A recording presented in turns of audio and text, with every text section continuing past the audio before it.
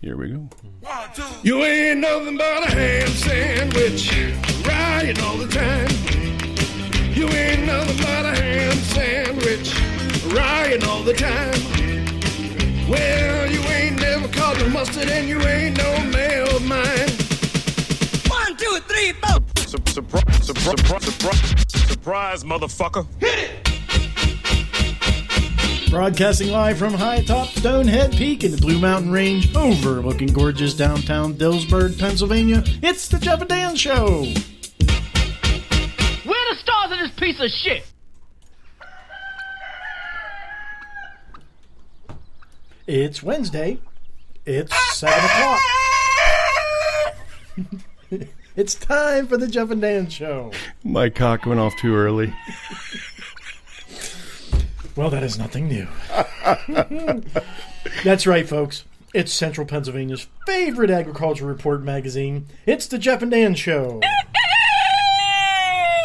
Good evening, men and gentleladies.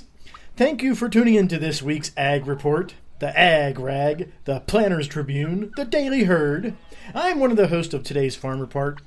I'm Farmer Dan of the Jeff and Dan Show. And we are broadcasting live from down on a farm near Dillsburg, Pennsylvania, population 2,564. And on the farm today, we're going to talk pork belly futures, soy futures, bacon commodities, all that shit. But first, sitting over there yonder on that there bale of hay here, that's the other host of this here show. Guys and gals, let's have a good, hearty, down on the farm welcome for Farmer Jeff. Evening, Farmer Jeff. You been farming long?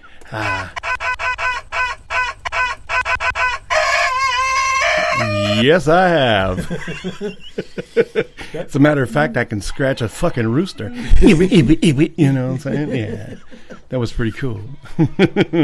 Rap meets farm. Exactly. It's the farm life for us. Yes. So I was just out milking a cow. Yeah, I milked a cat. Yeah. Oh, yeah. Very nice. I bet it wasn't pleasantly surprised. Well, yeah, it was okay. The hardest part is getting it into a little bucket. It's a tiny thing. We're crude and rude and socially unacceptable, but what are you going to do? Yeah, you know. Well, hey, dude, have you ever been exposed to farm life? I have. Have you worked on a farm? I have. Milked a cow? I have. Gathered eggs? I have. Slopped the hogs? Did not have hogs. Picked corn? I have picked corn. Bale hay? I have not baled hay. Made chop? I have not made chop. Ate fresh eggs? Yes. Drank unprocessed milk? I sure have. Except it was always decreamed every time before we did it or drank it. Yeah. Eat fresh butter? Yes.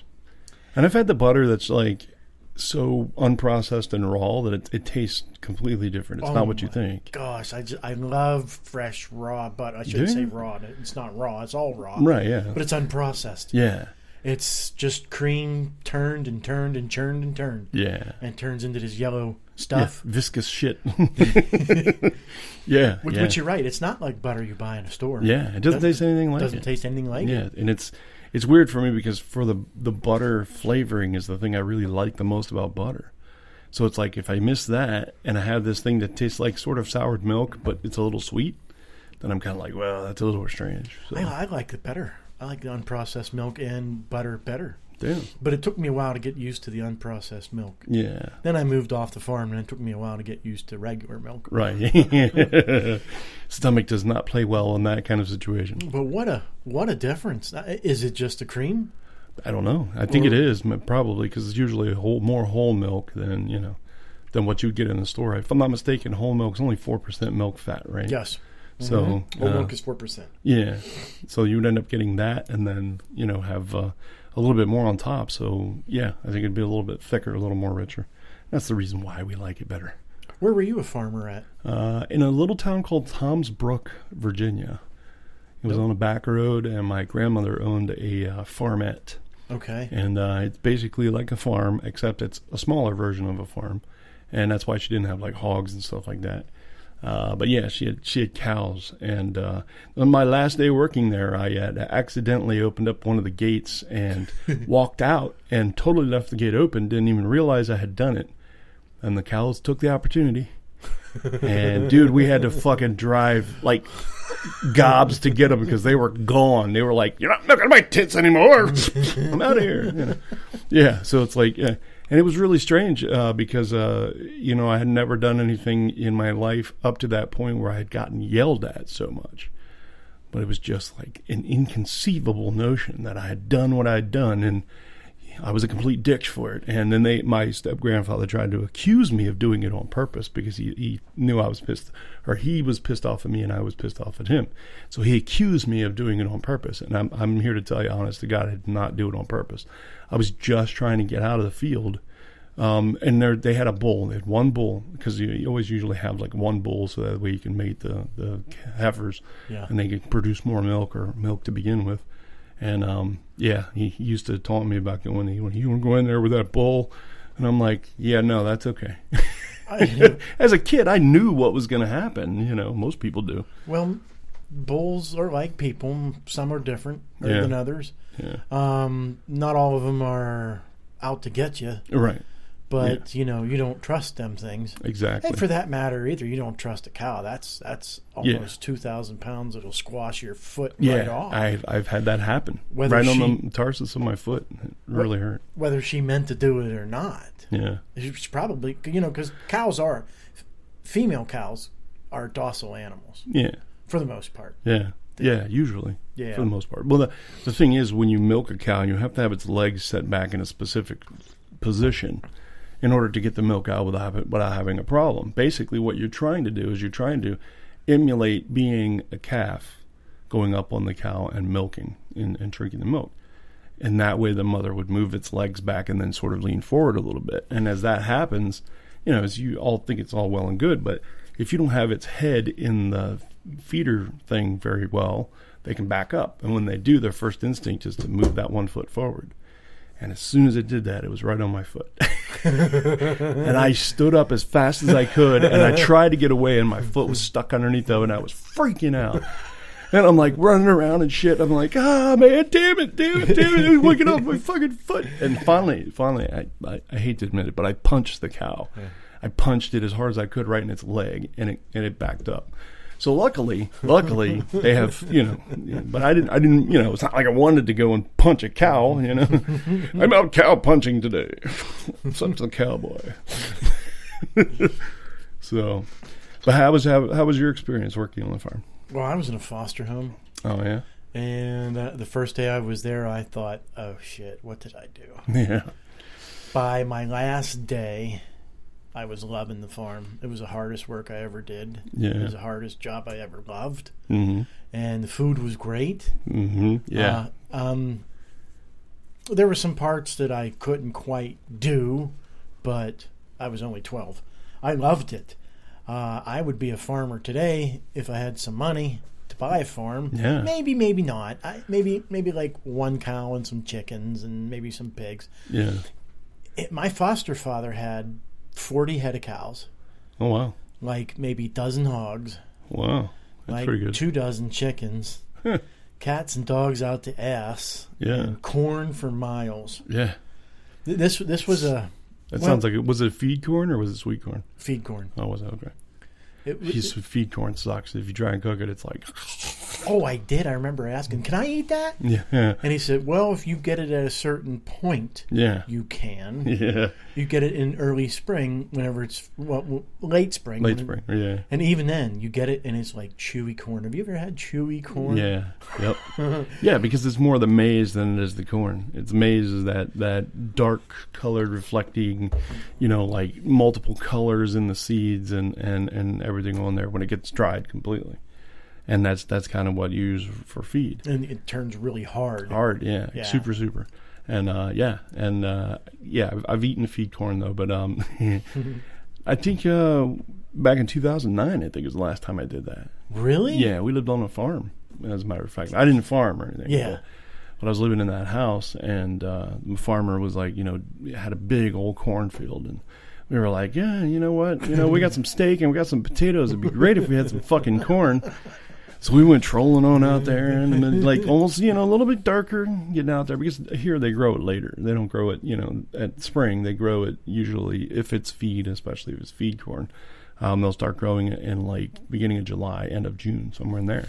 So, you get towards the later months, closer to August, and that's when they're doing harvest, and that's about that time when we went and did it.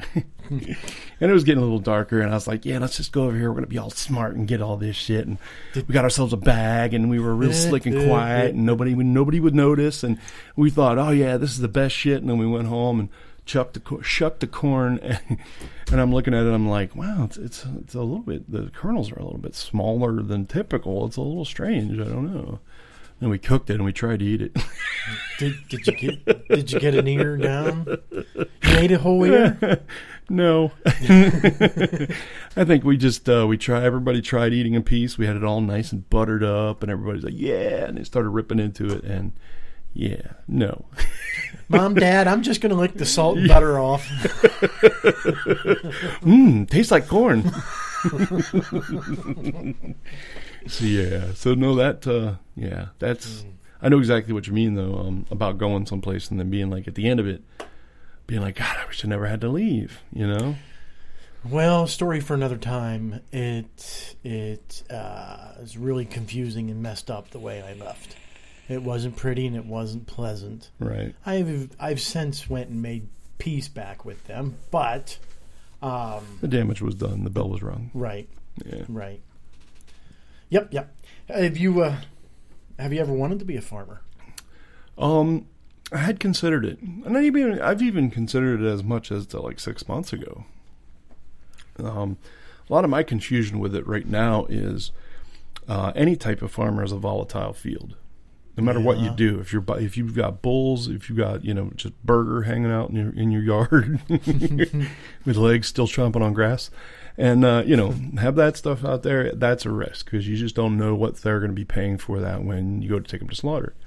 So your cows are bad. Your pigs are a little more difficult to take care of. They're a little more difficult to take care of, and they don't really need a lot. Pigs don't. But same thing again. Beef is very volatile, and pork is very volatile. Yes, one day they're up through the roof. Right. Next day, you'd be better off just to eat it yourself. And there's a TV show. It's actually sort of an online TV show. It's on Netflix. So, I mean, it's one of those deals. But it's a series that they have on there called The Ranch, which is, and you know who Ashton Kutcher is. Oh, God, yes. Yeah. Well, his counterpart, Danny Masterson, who was also on that 70s show with him, he's the guy that played with the big hairdo and the sunglasses all the time and always stoned. That's Danny Masterson. They play brothers on this show. And their dad is Sam Elliott. Okay. Big talking Sam Elliott. You know what I mean? Like, damn it, boys. That kind of guy. Yeah. Anyway, it's a no-holds-barred kind of show. You're allowed to say fuck. You know what I mean? So yeah, it's good, Netflix. Right? Yeah. So it's good, and that's what makes it feel a little bit more realistic and down to earth. But they don't necessarily have to put them in there all the time. But a lot of the times when they say them, it's funny.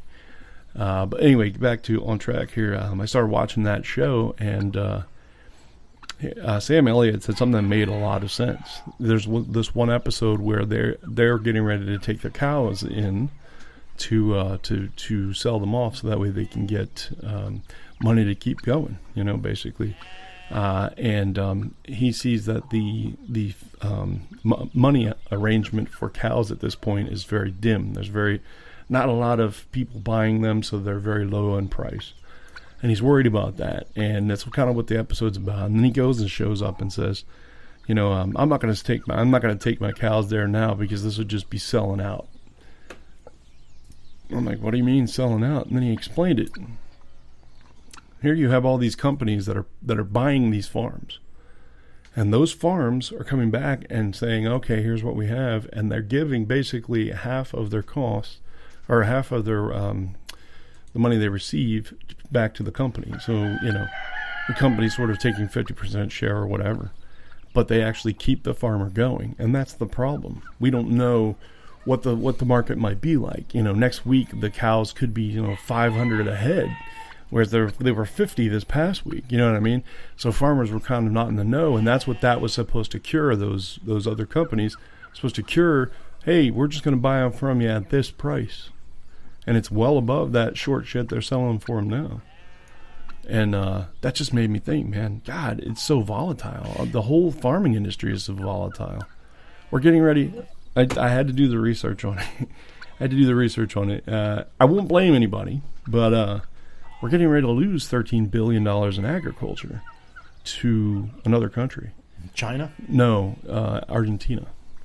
Okay. Mexico used to buy all of their corn from us, all of it. It was a well-extended purchasing program, the NAFTA, and since we don't really follow NAFTA anymore, Mexico has decided to start buying from Argentina, who has said they'll give it to them at a discount, which we can't compete with. And that being the case, and it's going to be a slow process, but it'll happen, we're going to be out $13 billion every year from people selling corn from Iowa and all the corn belt basically, and that's bothersome. And that's another thing I'm talking about is so volatile. This can explode at any time, and that's what makes me think I really don't want to be a farmer. But then again, I started looking at the subsidies that the federal government pays farmers, and like that $250,000 or $3.25 million tractor that you're running turbine or harvester is pretty much paid for by government funds. They come in and say, yeah, we're going to help you out, and this is what you got to do with it. You can only spend it on this stuff. So, yeah, sorry, I talked a lot. What would you farm if you were a farmer? That's a good question. Truffles? I seriously. Yeah. I never truffles. considered it, but it's a great idea. Truffles, you can get $20 a pound for those, and they grow in mass. They're like, once you get one section of it, it's just like mushrooms. Once you start getting the fungus, because they pretty much are kind of like mushrooms. Underground mushrooms. Yeah, for the most part. Well, once you start getting a little mass growing here, man, they spread out like wildfire. And like, you have to have pigs roaming around to basically get them out of the ground. A lot of people don't realize that's what goes into that kind of thing, but selling at $20 a pound and you can get 5,000 pounds a thing, that's quite a bit of money. Yeah. $10,000 just for some truffles. Yeah. So, and you really didn't have to do much. All you had to do was free up the soil a little bit. You can't have packed soil, but yeah. I would farm little bits of everything. Few hogs, because hogs will eat anything. They're cleaner uppers. Right. A few cows, one to milk. Right. And then some crops to feed the animals, but I would also grow some cash crops. Right. And some greenery. Some smokable crops. No, I would grow maybe watermelons. I don't think they're really a northeast kind of Pennsylvania thing. Yeah, they are. They are? Yeah. We have farms around here that do that, and pumpkins. Oh, I definitely would grow pumpkins. Yeah, we're heavy on pumpkins. Well, the only problem with that, the problem that I see that a lot of people are having with that is that you have to have a lot of land in order to grow that stuff. Yeah. Because it takes up a lot of area. Yeah. You think one watermelon, it takes up a 5-foot square space. Right. So, But I don't know about watermelons, but I do know pumpkins. The yield is incredible. Oh, yeah. Per plant, yeah. It's definitely really good. And there's a farm in Perry County. I don't know why I see this every year. I don't know what he or she's doing wrong, if they're doing anything wrong, but they always have pumpkins. In late October, early November, they're still in the field. Huh. And they're you got like 3 or 4 different kinds of pumpkins. Right. You got neck pumpkins is what they actually use to make pumpkin pie. Right. Then they have those orange jack-o'-lantern pumpkins, right, which are just used as Halloween decorations. For the most part, yeah. That's all his field was these orange Halloween decorations. Oh, no shit. And it's like, dude, what are they still doing in the field? I mean, you grow an intense amount of them. Yeah, I don't... Why don't you even... Just set up a roadside stand, pumpkins, $3. Or come pick your own. Come pick your own. Think about how easy that shit is. And we go and do that. We go and pick our own pumpkins. Like we did it last year anyway. It was just that simple. We got out, we went in, we picked up a pumpkin, we took it back, they weighed it, cost us $50 or whatever, and then we were gone. Yeah. Well, we had like 6 or 7 pumpkins or whatever. They charged you by weight. Yeah, I think it was by weight. Why? You did all the work. All they did was plant a seed. Right. Well, it took more ground to grow that pumpkin. You took more out of my ground to grow that pumpkin. A lot of water. Takes a lot of water. No, I think mostly because they have no other way of being able to do it.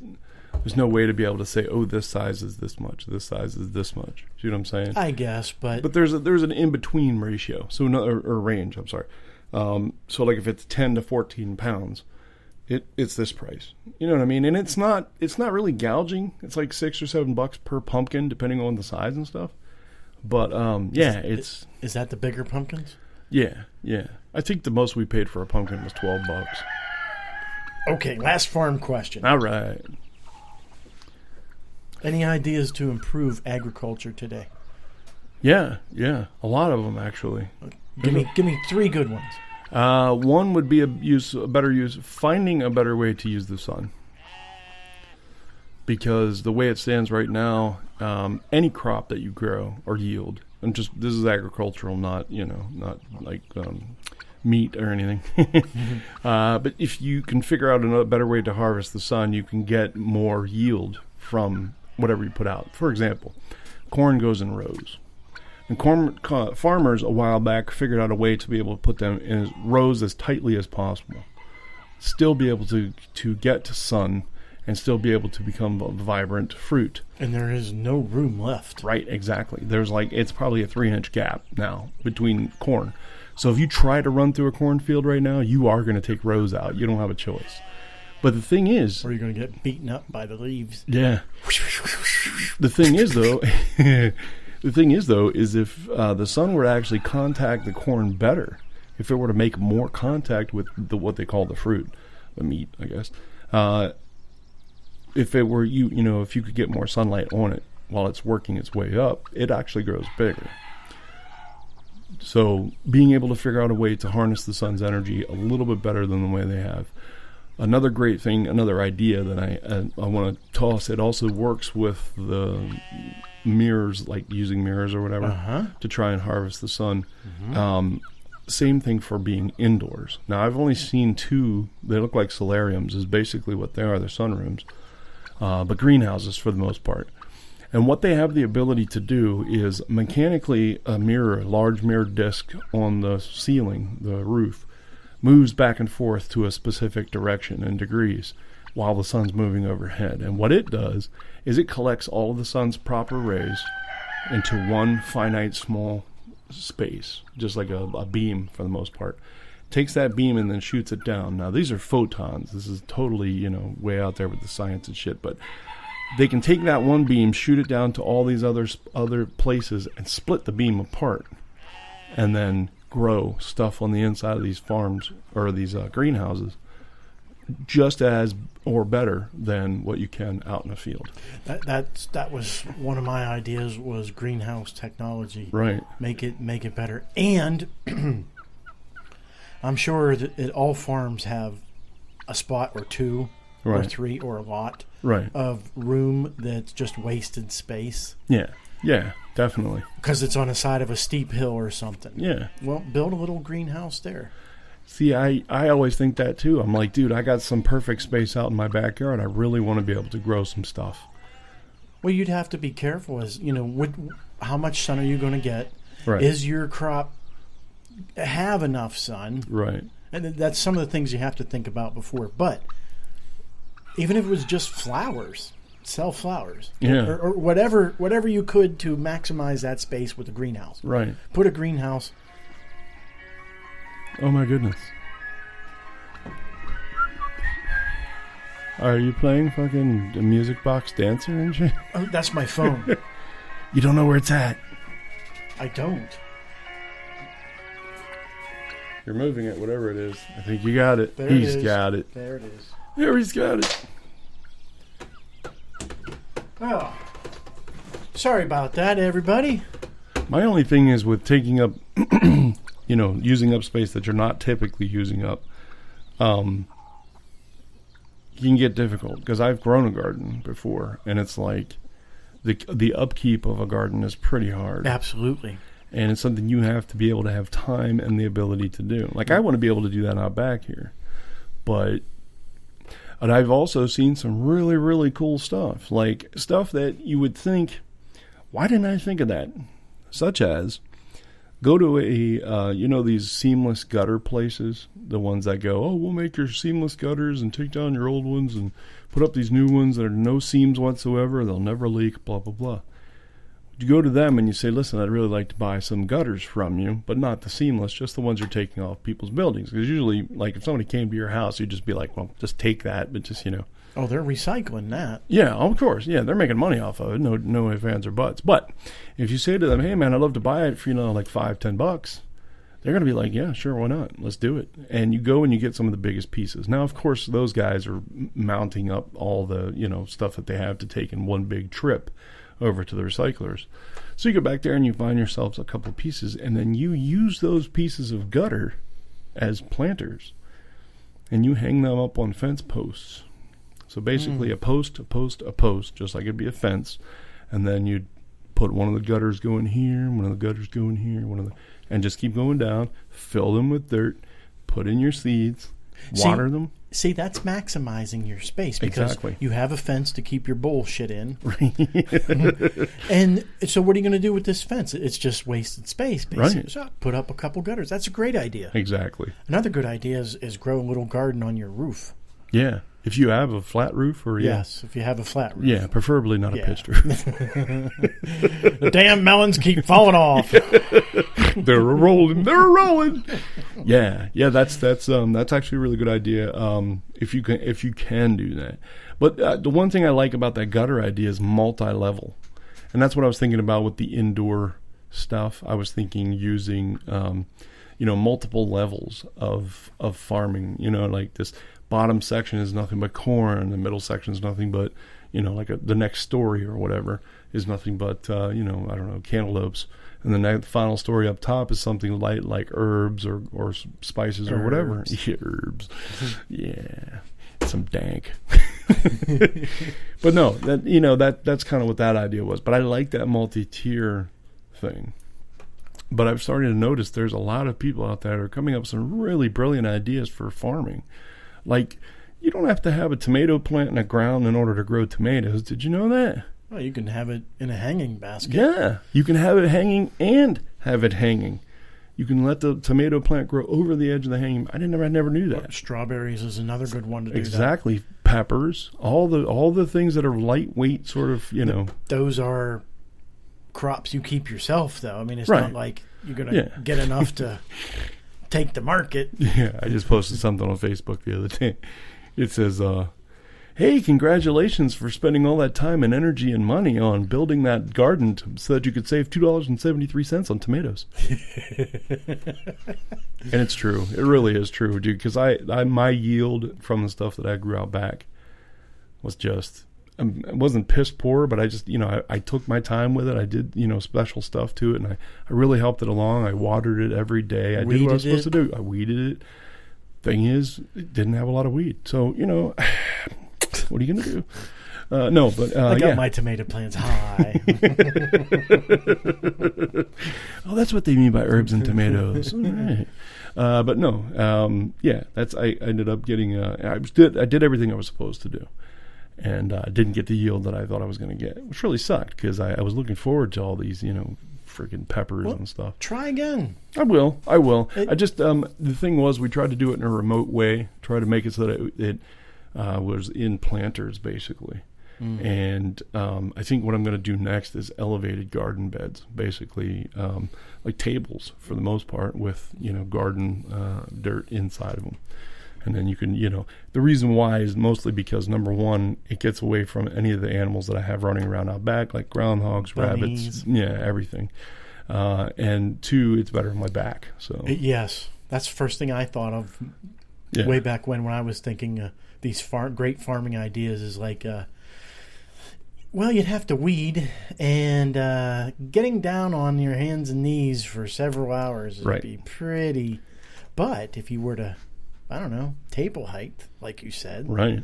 Well, and watermelons are also grown on a mound. I just know that's true. I've never seen it. Yeah. So if you grow it on a table. It should work as well. Right? Yeah, I would think so. Well, I don't expect to grow like 10 of them or anything, but, just 1 or 2 would be great. That's our farm report for today. Farm report. Yes, just like my ex-girlfriend. Any cock will do. Yeah. Yeah, so... All right, man, what do we got? Well, I got some things. Okay. I got a couple things. Crabs. Not a lot. I'm sorry, what? But I got 3 questions. Oh, okay. Maybe you can help me define them. Okay. I mean, I know what my definition is. All right. Number 1. Okay. What's your definition of a redneck? The perfect example of a redneck for me would be that guy that's always in the memes that's standing in front of the old 1975 pickup truck and standing there with his shirt off, and he's got long blonde hair. It looks like it's in a mullet. And he's standing there and he's drinking a beer and shit. Yeah, that's what I consider a redneck. Can you give me a little bit better definition? Sure. Define? Socially, they are friendly people. They try to be friendly, but they realize there's a status, and they realize that, people on certain status levels just aren't going to talk to them or aren't going to treat them correctly. They're not super awkward socially. They get along with other people, but they get along best with other people of their own nature, which typically is the way it is for anybody. Black people will get along great with black people, maybe a little harder with rednecks, maybe a little bit harder with white people. But are they smart generally, or are they dumb generally? I think the ultimate stereotype version of it means they're pretty dumb. Okay. Means they probably didn't even get into high school, or they got into high school but they flunked out of 9th or 10th grade or whatever. So that's the stereotypical idea of it. I put it a little bit broader base of people, and when I do it, I don't necessarily mean it in the idea that these people are stupid. You know what I mean? I just mean that they have a very rustic vibe to them. They really want to be very simple people, and to be able to call them rednecks just sort of simplifies everything. Because when there's a clear division between those people, like for instance, if you go to a NASCAR competition, listen to me. It's qualifier time, no. If you go to a NASCAR, what the fuck do you call it? Race. There we go. If you go to a race and you look at the crowd, you're going to see those people who are what I like to call weekend redneck warriors. Those are basically the people that, oh man, I'm going to be footloose and fancy free. And I have friends like that. As a matter of fact, I see you more in that light more than anything. I consider myself a redneck. Yeah, but I mean, like, in regards to all the time, no. No. I see because no, not all the time. But then again, I have to think, well, what is it about you that's going to make you different from that guy that I was talking about in the pickup truck thing? More than likely, in that stereotype version of that, you are way more intelligent than that fellow's going to be. And you don't necessarily let yourself go down that complete redneck path. I rarely ever see you wear something like a racing shirt. I rarely ever see you wearing flannel or plaid. I rarely ever see you in a pickup truck. And I mean, these aren't qualifiers, but these are things that, can be, people will be like, oh yeah, he's a fucking redneck. Right. I consider myself a redneck. I generally don't wear the redneck clothes, not because I don't like them. It's because I don't like them. I've always wore jeans all my life. And now that I'm gotten older and I'm not so concerned about how I'll look socially, right, I just started wearing athletic pants now. Just because it's easier on my midsection. I don't have to choke a belt around my stomach exactly to keep my pants up. Right. And then my athletic pants, they keep themselves up. That's right. Yeah. You're a pants wearer more than I've seen you wear shorts, but you don't wear shorts quite as often as say I would, because I wear shorts year round. May until it gets too cold, which differs every year. Yeah, later September, early October. Yeah. That's that's almost the same time period where you're not only supposed to wear white. You can wear white during this time period. Oh, Labor Day, fuck off. You can't wear white anymore. Speaking of white, what's your definition of white trash? The stereotype for that is a person who is, of course, below average intelligence. Socially, they are somewhat awkward. Most of the times, white trash usually are dramatic people, overly dramatic people. They don't have a great source of income, which it makes it the reason why we call them white trash or trailer trash, is because they live on the low edge. They live on poverty, basically. That's what differentiates them from rednecks, because I've met rednecks who made a lot more money than I've ever made, and they were still rednecks. Can you be a redneck and white trash? Sure. Okay. The only difference there is the money. Really, that's honestly all it is. In the social... Well, yeah, the social awkwardness and the social dramatic, but that's the thing. That doesn't always prove evident as you meet the person. You know what I mean? They don't quite go their complete dramatic route until they feel comfortable with you. And then at that point, it's drama. And you're like, fuck, So that's, those two things I think are kind of what the divisor, or divisor, I guess, of the... Okay, we had redneck, white trash. Okay. What do you think's next? That's a good question. I should know this. I don't know. Blue collar. Oh, blue collar worker. What's your definition of blue collar? Blue collar worker is a guy who goes to work every day. Is a solid worker. Does what he's supposed to do. Maybe drinks a lot, which isn't a qualifier for either NASCAR or white trash, but they tend also to drink a lot. Mm-hmm. If not, they get stoned. No big deal. Half my family's fucking either trailer trash or white or redneck, and my mom's side, and they're the greatest people on the fucking planet. They're not really trailer trash. We don't really have too much, or white trash. We don't really have too much of that going on because most of my family has money. But yeah, they definitely strike me as being more down to earth. So I guess I should go redneck on that. But blue collar, they will live on humble means. They will work their asses off to the bone, put in their 40, get themselves a retirement package, and get the fuck out. Sit down and watch TV for the rest of their days, and pretty much that's it. They don't really want to bother anybody, whereas white trash would definitely get into a fucking stupid ass fight. Rednecks would help over what you called my baby. That's right. Whereas rednecks would help the white trash out in the fight, but they're not going to start the fight. Look, if you didn't have that fucking retarded child, it wouldn't be an innocent problem. I'll sit your ass on that used couch and shut up. That used couch with the wooden fucking handles on them and the fucking wood pieces you can see, and then the deer pictures all over it and shit.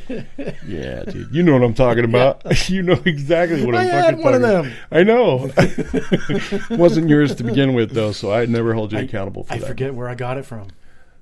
I totally forget where I got it from.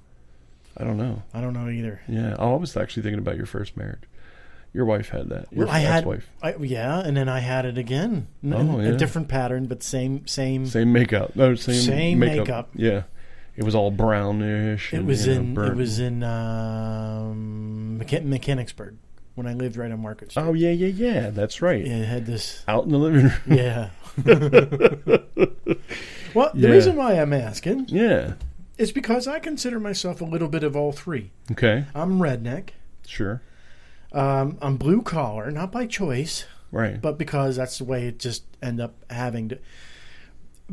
Blue collar and white collar. Blue collars are the ones that the grunts to get in there and get the work done. Right. Usually the dirty work. Right. And the opposite of blue collar is white collar.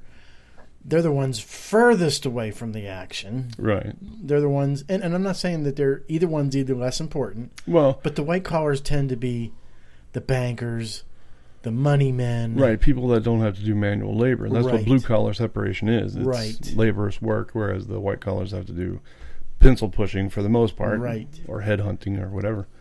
Yeah, I mean, that's... So I consider myself mostly redneck. Yeah. Definitely blue-collar. Yeah. And I can't escape it. I'm a little bit white trash. You're a little bit white trash. What part of you would you say is white trash? I would say from the nose down. Ran around the rim of my dick. Your dick has a rim? Yeah, it does, man. Right here. Take a look. Oh, shit. No, I'm white trash in the way that, and don't get me wrong, I am very high class white trash. I don't keep my place the neatest. I don't care if I have a bag of trash sitting outside. Yeah. I mean, I'll clean up when Mom's coming over or I'm Yeah. getting company. Yeah. But for the most part, I'll get the grass cut when I get it cut. Yeah, but see, that's the thing, man. I have 3 unoperable cars in my backyard. Oh, jeez. So, is that white trash or redneck? That is a little bit of both. Yeah, yeah. I think both of those people would do the same things.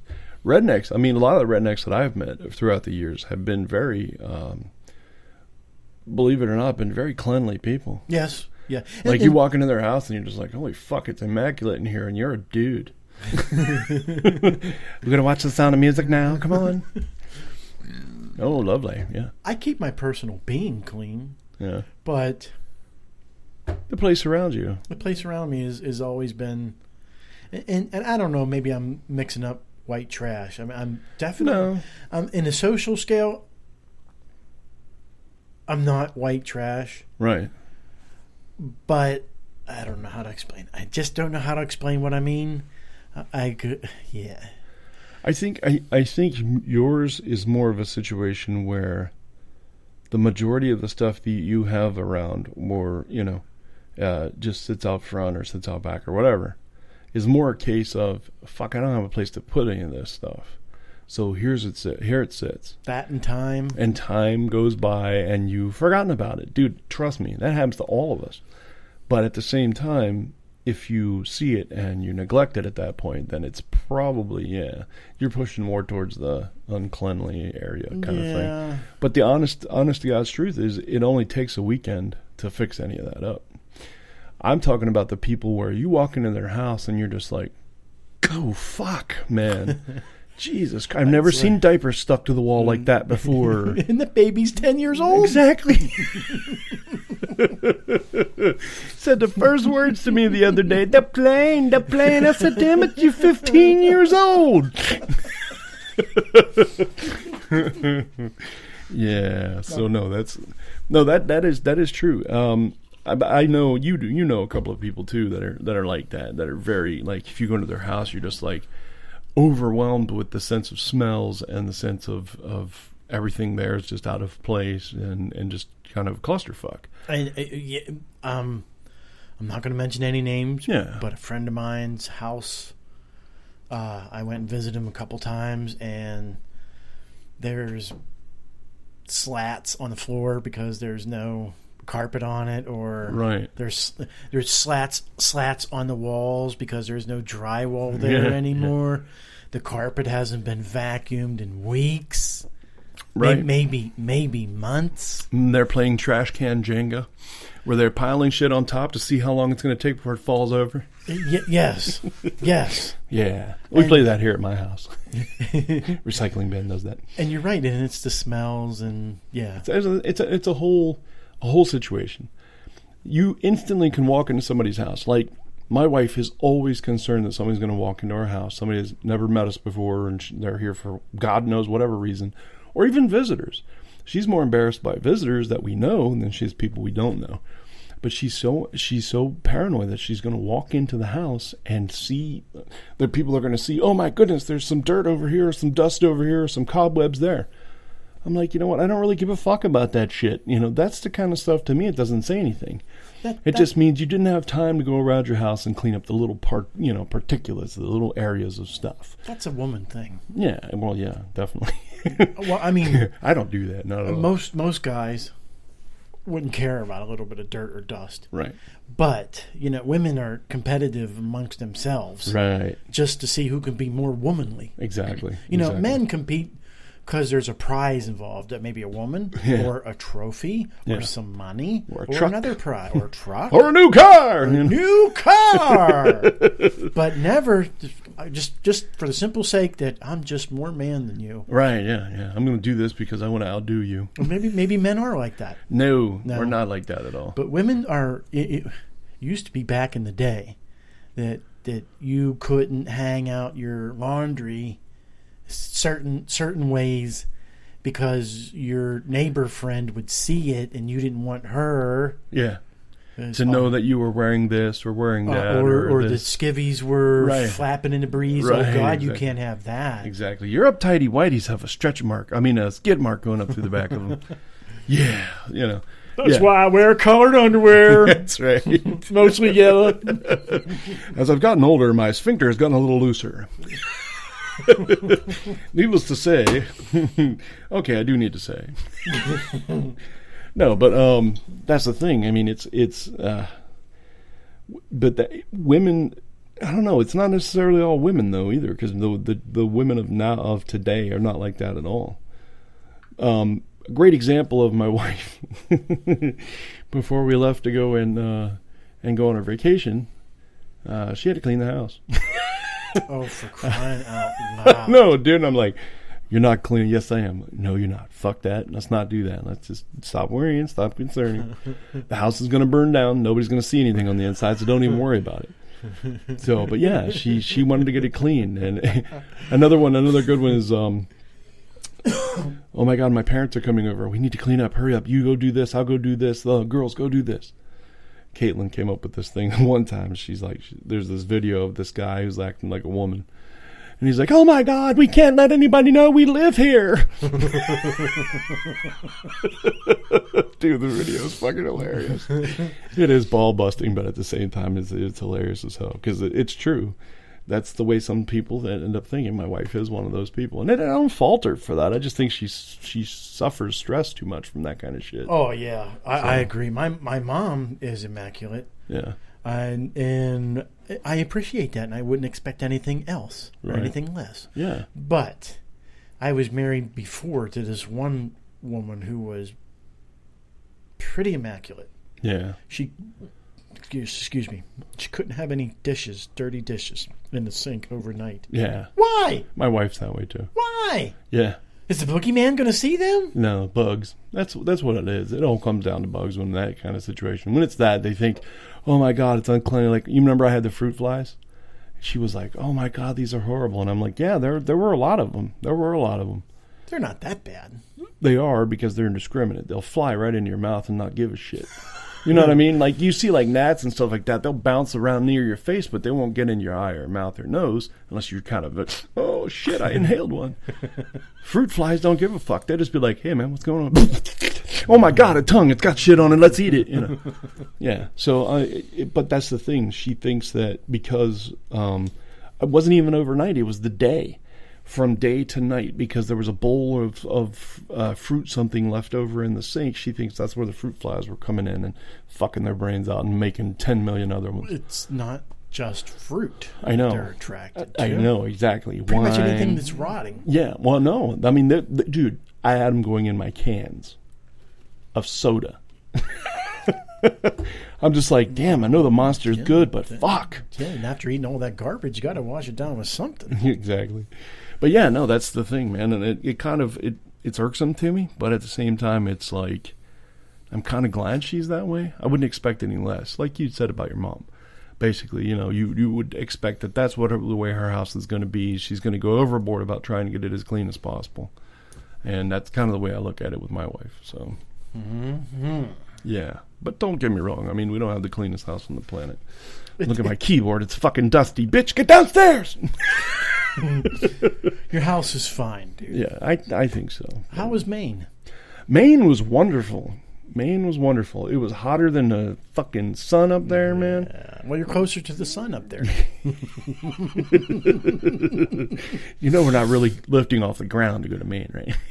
What do you mean? Getting closer to the sun. Well, yes, you are. Yeah, I am. Actually, yeah. We were like 1,100 feet in the air until we went to the beach. But no, yeah. Good times. I saw some beach pictures, which I was pleasantly surprised because I thought Maine beaches were just in these piles of rocks. That's what, yeah. A lot of people think that. But I don't know if you know this, but Maine's nickname is Vacation Land. Yes, and I could never understand why. Because of the beaches. Because they have so many open beaches there. Are they all sandy? A lot of them are, yes. And the thing is they're broken up over areas. So like you go to one town and then like it goes to rock. And then you go to the next town and it's beach. And then it goes to rock. And then you go to the next town, it's beach. Then you go to rock. See what I'm saying? So it's like beach, rock, beach, rock, beach, rock. I like beach rock. The Beach Boys. Come on, let's do it. No, I'm just kidding. But that's, that's basically how it turns out. That was my feet. That's basically how it turns out. You get up there and you realize, holy shit, man, this is really just a resort town. Every place that we went to was overcrowded.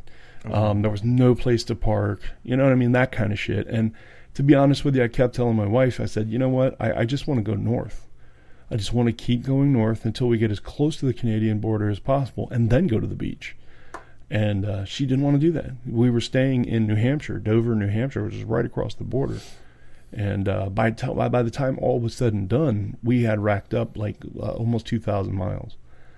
That's not bad. While the time we're there. I mean, that's not the trip back and forth. That's just the time we're there. Right.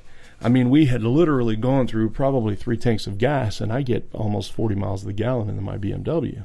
Yeah. So I'm like, this is a little bit crazy. How many went? The whole? The whole group. Yeah. Me and my wife, and then one of our sons was in our car, and then my daughter Caitlin, Brooklyn, and then one of my other sons was in their car. Any boyfriends? No.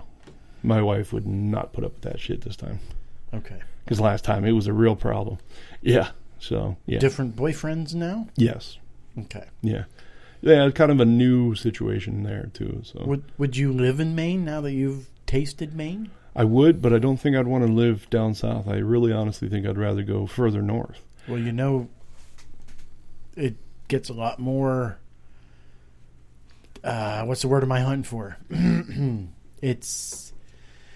Maine isn't a populous state anyways. Right. And you get further up north and it gets less populated. Yeah. It starts spreading out. Sparse population. Yeah. So if you can handle that, I mean, you live in Adams County now, which is low population. Right. But it is so close to Gettysburg. Well, Gettysburg is in Adams County. Right.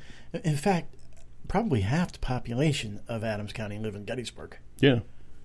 Pretty much. And it's so close to Hanover. Right. Just right across the county line. And I think that's pretty much where all the Adams County people work. Yeah. Yeah. Pretty much.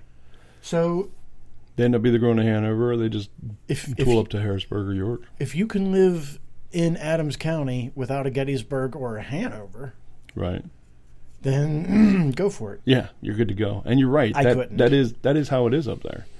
It seemed to me like there was an industrial section to towns, and not all towns had them. Most of them were just tourist beach towns. So it was like, hey, man, you can work at a T-shirt shop, but there was no industrious area here that you can get an actual good job.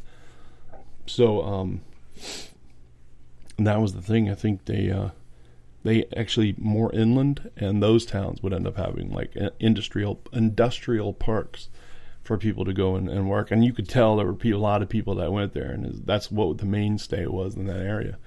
And I'm pretty sure you're right. The further north you go, the less that becomes the situation.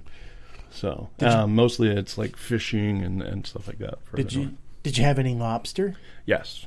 I did not. My wife did. You were not a lobster eater? I am not a lobster eater. It really has no taste. I know. Do you like hot butter? That's all your taste. I know, right? And we were just talking about that shit earlier. No, it's the texture. The texture for me has always been very, very spongy. Like it's a spongy white, shrimp.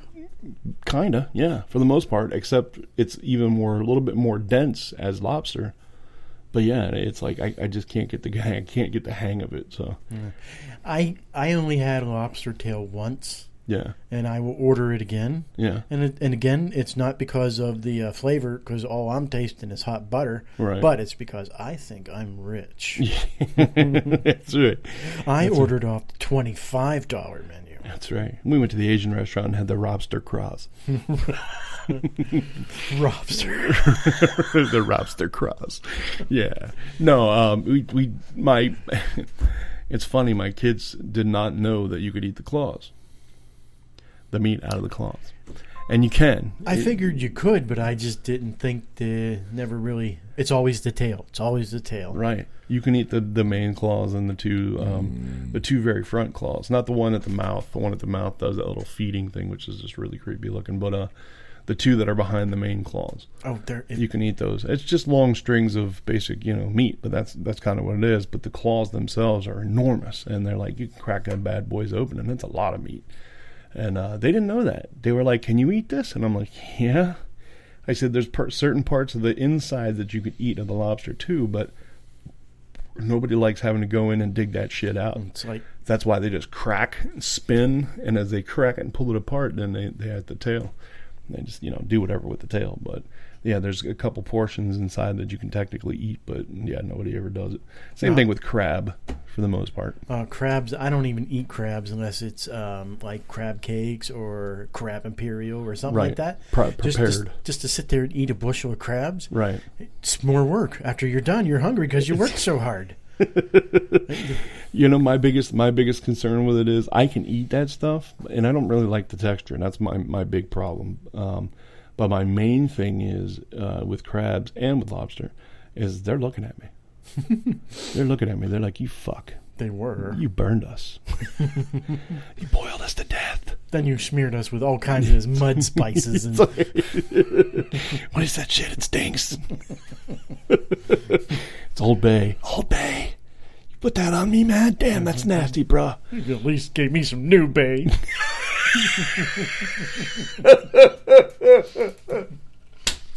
I never even thought of that.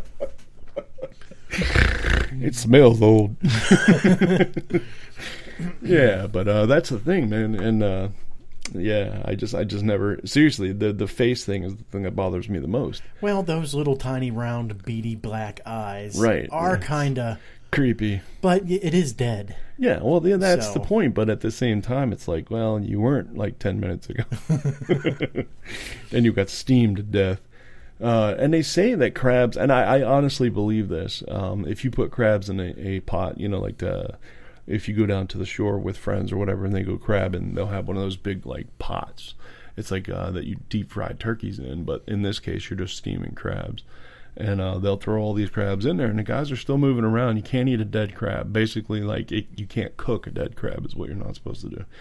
They put them all in there, and then they fire up the fire underneath them, and the water starts to boil. You can hear these little noises like, and you're like, what the fuck is that, man? Just internal pressure. That's what I would have thought, but it's not. Apparently, that's crabs screaming. I kid you not, man. I kid you not. There's documented proof online that says, and it's one of those, oh man, you believe what the internet says. No, this is from a trusted source. It's from a scientific journal that crabs and lobsters both scream while they're dying. And I'm just like, whoa, that's just fucked up. So I'm like, you know what? I'm not going to eat those guys anymore. Well, yeah, but at the same it time, sounds it's like, a little cruel, but yeah, the whole world's a food chain. yeah. And Well, they were not. What do they eat? Mostly little bits of stuff off the seafloor. You can trap them in, believe it or not, you can trap them in traps, like regular big box traps, by setting them down and then anchoring to a buoy, and the buoy sits at the top, and that goes all the way to the bottom, and then the crabs go into this trap and try and eat whatever's in there. Now, you catch shrimp very much the same way too, and for both of them, you can use horse shit. Seriously, you can use horse shit to catch either one of those because there's so much nutrients and stuff in horse shit, right, that these guys will go. So you see those little veins inside shrimp? You know what they're full of? That's poop track. That is poop track. That is horse shit. Let's imagine it just going right through their system because their system's easy and quick. But no, that's one thing. But the main thing you catch them with is like chicken necks. And what you do is basically you have a rope, and this rope is tied to buoys at different locations, like every 10 feet or so. And then in between that, there's two lines that go down from the main line, and you tie on the turkey necks or chicken necks on that. And then what happens is you take the boat and you slowly troll beside where you're at. You've already gone in and had a break for 20 minutes or whatever since you've dropped the trap. And then what you do is you take that main line that's going across the top and you put it on top of this pulley that's on the side of the boat. And what that does is while you're going along, it lifts those lines up out of the water. And when those lines come up just 2 feet under the water, you can see, like 1.5 feet, 2 feet, you can see if there's a crab eating the neck. And if that's the case, you take a net and you swoop into the water and you get right up underneath of them and catch them. And usually, if you're good at it, you can determine whether or not they're going to be big enough to keep, because 9 times out of 10, you end up getting some and they're just way too small, and you can't, by law, cannot eat them. You have to set them on their way and be like, "I'll see you next year, fucker," you know. And then bye, love you so much. Say hi to your mom. Oh, damn, I just ate her. I'm sorry. While your dad watched. I made him watch. I turned him towards her. Have you ever eaten a soft shell crab? So you know what a soft shell crab is? Yeah, I've eaten those, and they bug me too. But I've never eaten. I can't get past that. The fact that it's a soft shell, I know it's the weirdest thing. You're eating a whole crab. You're Right. eating the whole thing. Okay, but imagine this. Imagine you're eating. Don't think of it being as a crab. Imagine you're eating nachos. Seriously, imagine that the crunch that you feel in there is just a nacho chip. That's basically all it is. Soft shell crabs have the one little piece of them taken out, right before they're cooked. You take them, they're real soft, flimsy, basically almost like oysters, except you can't bend them past a certain point. That's the weird part about it. But you take them and you put them into a dip, basically like an egg wash and breadcrumbs or whatever you're going to put on them. Throw them in a deep fryer, fry them up. They come out a little stiff, of course. But dude, honestly, it's like the texture of a Dorito, but the flavor of crabs. So yeah, it's good, dude. It really is. It really I'll is. stick to my crab imperial. I will. It's too much work. Right. Too much odd, Weird shit. Right. Weird shit. Yeah. I'll just stick to my crab imperial. Go ahead and let him scream, but let him scream at some canning plant 100 miles away from me. Where some little lady named Juanita actually picked it all out for you. Thank you, Juan. One. Yeah. Obi-Juanita. You are my only hope. See. I am your only hope. Yeah. Did you see that post I put up on Facebook about the Star Wars cartoon? Oh, I loved it. I know. I think they're going to be doing loved it. And the thing is, believe it or not, Seth MacFarlane didn't originally have a hand in it. He had almost nothing to do with it. It was Seth Green. He was from Family Guy too. He plays Chris. He's pretty good. He has his own show too. Robot Chicken, right? He's pretty good comedian. Yeah. Dude, the thing was hilarious. Oh, it was very funny. Yeah, and they said, well, we only did 3, and I'm like, dude, you gotta do more than that. This is gonna kick ass. And I think that's where some capitalization can come from with Star Wars, is just somehow, whether you're going to draw it or take pictures of the figures in action, you could do something very funny with that. Right. Yeah, that's the thing too, is you've got this at hand. You could they could make tons and tons of money off of it, yes, but at the same time, they need to understand they're capitulating to the people of our generation, our age. You know what I mean? Those cartoons weren't made for the kids nowadays. Those kids don't even fucking have an idea as to what's happening in that cartoon. But we do, and we are the biggest Star Wars fans in the world. So I think Star Wars is one of them things that are intergenerational. It's like the Beatles. Right. Kids today are listening to the Beatles. And they will. And I think they'll continue listening to them until the end of time. We'll see.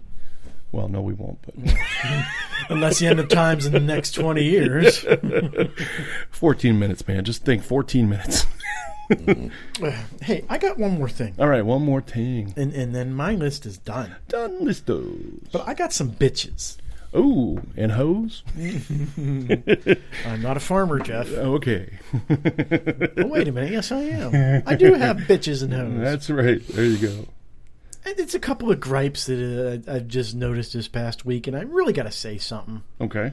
It all started because I'm in my eternal quest for my job. Right. And so I'm looking at different job titles. Okay. Subway has some positions open for a sandwich artist. Now look here. Have you ever heard it called a sandwich artist? Yes. There is no goddamn artist about it. Exactly. It's a grunt. It's a sandwich grunt. Right. You are told what to put on the canvas. Exactly. You are told how many pieces to put on. You're told to cut the bread a specific way. You're told to cut the bread a specific way. Right. No, you cannot have any artistic delving. Right. Exactly. You can't even write your name with the sauce. I didn't even want ketchup on that, but yeah, that's my artistic design, you fuck. So please quit calling it an artist. Yeah, it is not an artist. Exactly. You're just trying to be cute to get people to do the work that you don't want to do.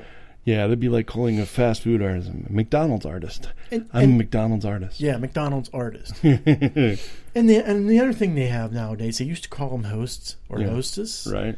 Now they're hospitality managers. Yes. Yeah. Well, the only thing they're managing is what table is open and what table needs clean. Okay? And who the fuck I like that's on the waitstaff more than the other person that I don't like. Yes. Exactly. Yeah. So please quit calling it a hospitality manager. Yes. Oh man, see, that's the one thing that, my wife maintains, that I'm not a Republican. I am a Republican. I will always be, I believe. But at the same time, my thinking behind things like that are fucking perturbing to me. Why do we have to be so correct? Why do we have to be so PC about dumb shit? Instead of calling them a janitor, now they're a sanitation employee.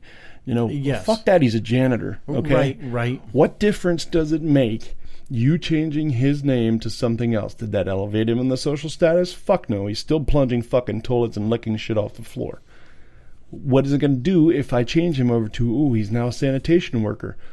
That doesn't mean jack shit. Just call him a fucking janitor. Just call him a host. You're pouring perfume and lipstick on a pig. Exactly. And I don't mean to sound so bad and negative, but that's what you're doing, man. There are some... Who grows up, I want to be a janitor someday. Right. Nobody does.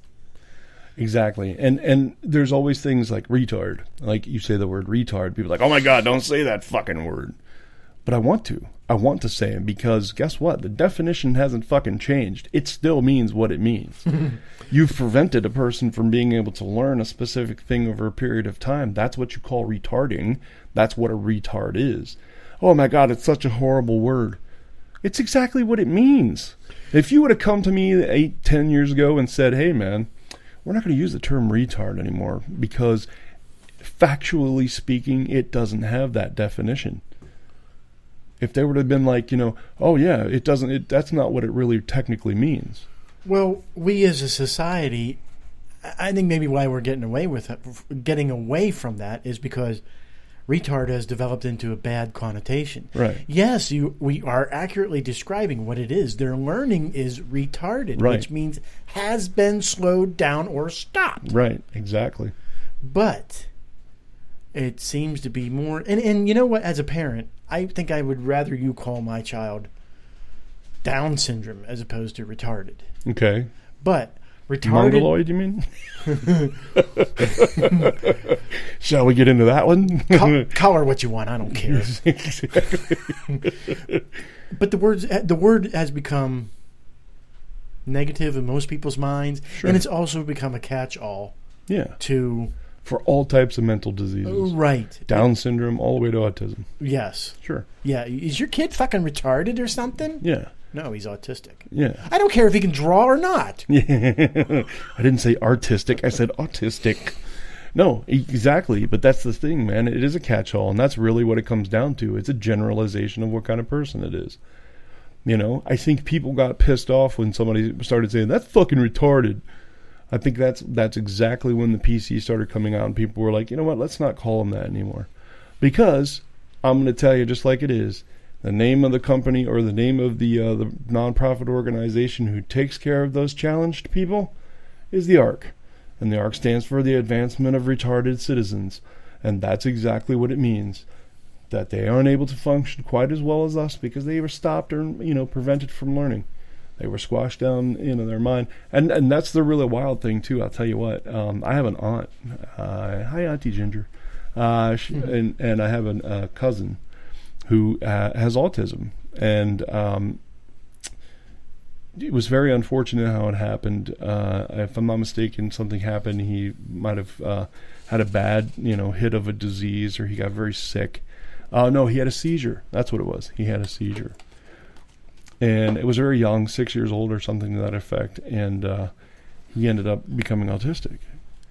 And anyway, she goes on and she has been so supportive of him throughout his whole life. She's always been there for him. And it really makes my heart glow with how positive she is all the time about all kinds of things, but so down to earth at the same time. She's like us. She would totally get us and laugh her ass off at everything we're saying. But at the same time, she still has that courage and that bravery to go and, take care of her son. Well, she was telling me a story not that long ago where they were finally getting through to one of the other patients, apparently, where they, because they're usually in homes, like special homes or whatever. And the one person that was there was, coming along rather well, because it's a learning process for them, and it takes them a very long time just to be able to learn how to brush their teeth, for instance. Anyway, this kid was coming along rather well, and you know what? I lost what I was going to fucking say. Damn it! Well, I need a monster. I'll pick it up from here. Okay, pick it up. Another thing that really grinds my gears this week, just really hit me in a sour mood. Hit me with a sour note this week. Okay. And I've known about this for years. Why do food marketers, merchandisers, get away with the pictures that they put out there? Do you know what I mean? Next time you go to any fast food joint or any restaurant, but let's single out fast food because we're good at that. Okay, yeah. You go to Wendy's and you see the picture of their burger. Sure. Nice, perfect bun, and the meat's hanging out over the edges, and you can see the onions, and you can see the lettuce, and you can see each and every ingredient. It's a mouthful. It's a mouthful, and it's all sticking out. It's all going to be beef. And then whenever you get the sandwich, the retard in the back slap that shit together. Right. That it looks like a salad instead of a sandwich. Why do they get away with? And it's not because that guy, that's the way he makes his sandwiches. That's the way they all come out. Right. Why do? And if you look at that picture, it's a picture of perfection. Perfection. Right. The back of that sandwich is blacked out. Yeah. Is dark. All the lights at the front.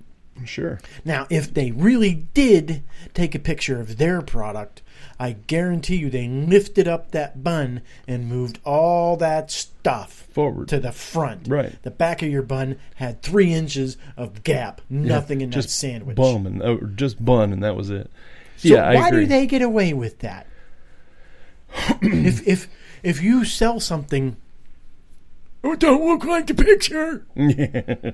If you sell a car, with one side of it's all perfect and gorgeous, and you go around the back, the other side is smashed and beat up, and what the hell happened? I don't know, but it's a new car, so But look at the picture. Buy it. Yeah, there it is. That's beautiful.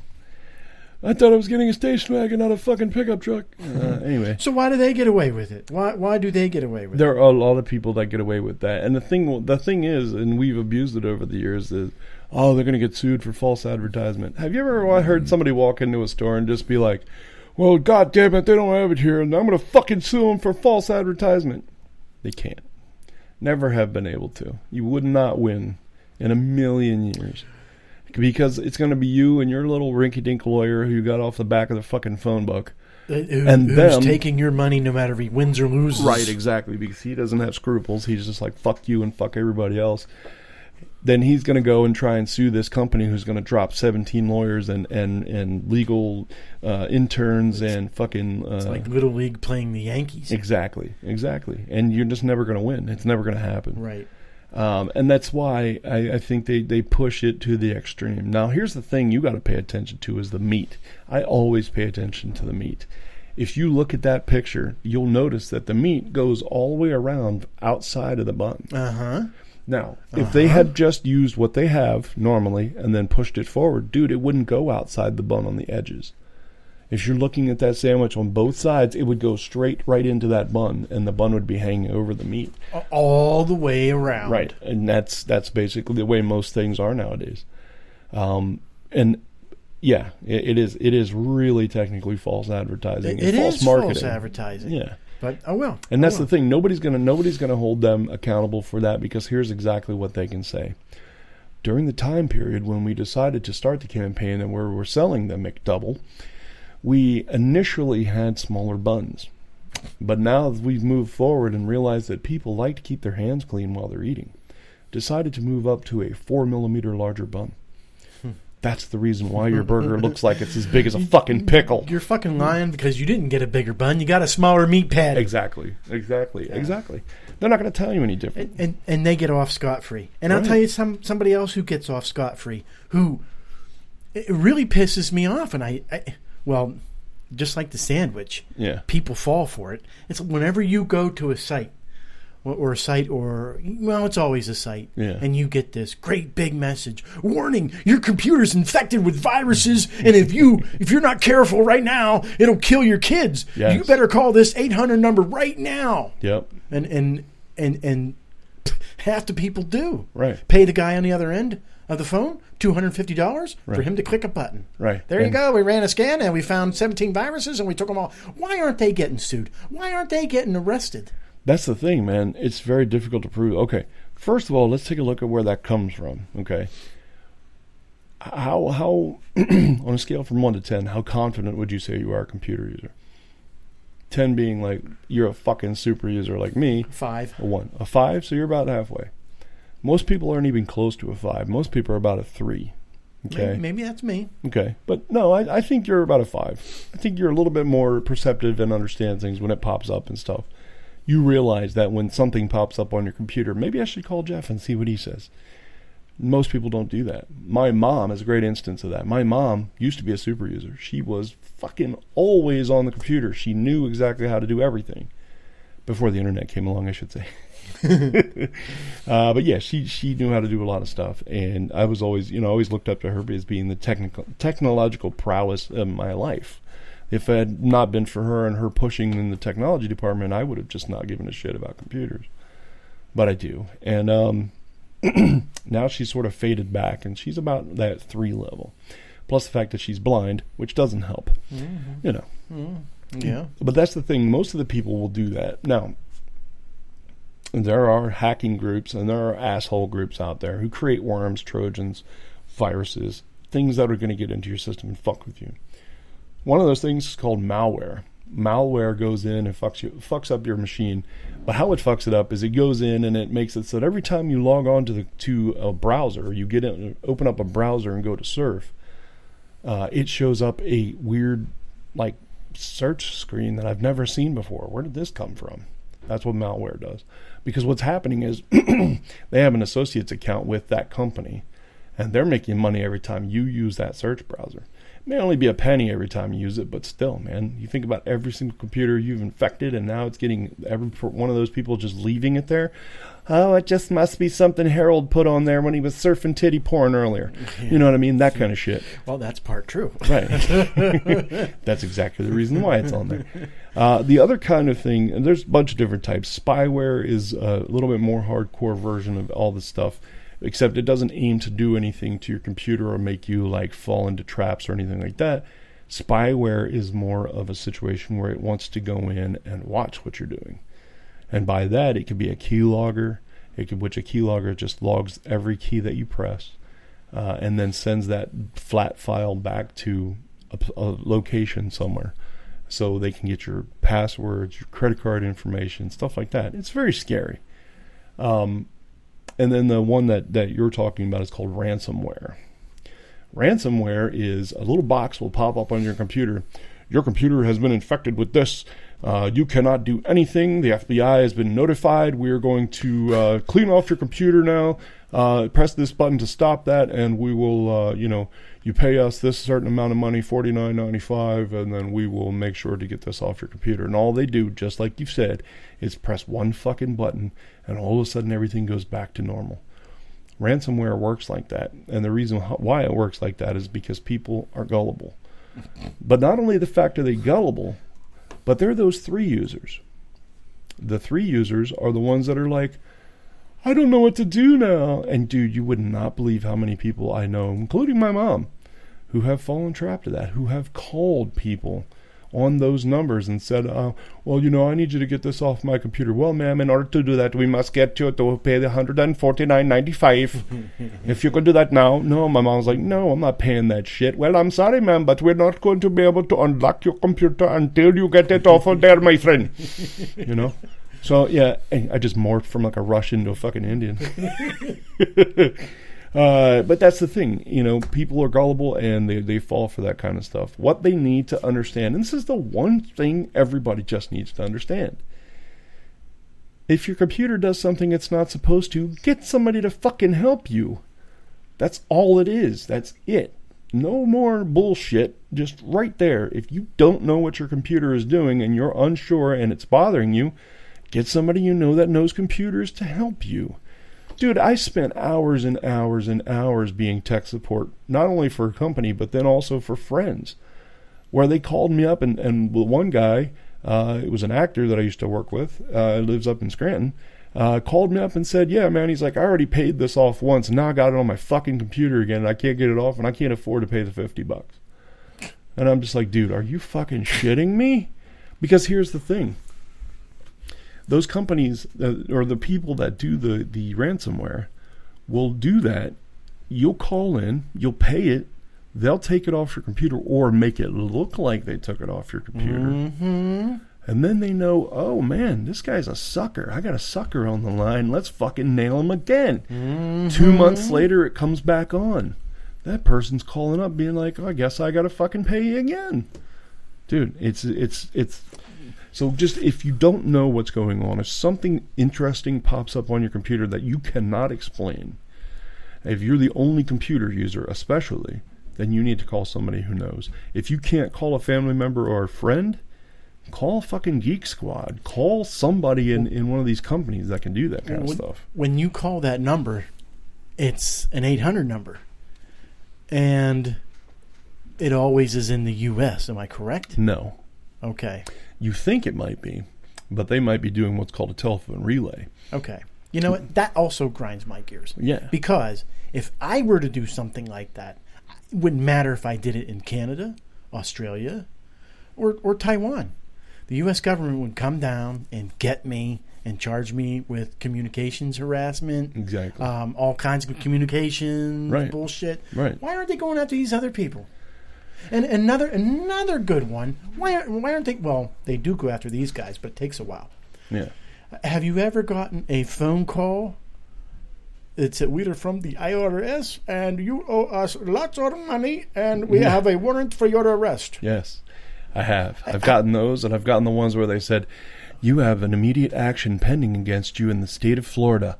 You must get in contact with us now in order to settle this problem. Right. And then you call them, and then they come on, and of course they're like Indian or Chinese or something, and they're talking to you in broken English, saying, yes, we can take care of this for you now for $122.50. That is theft in its purest form. Right, exactly. Why are we not going after these guys? We are.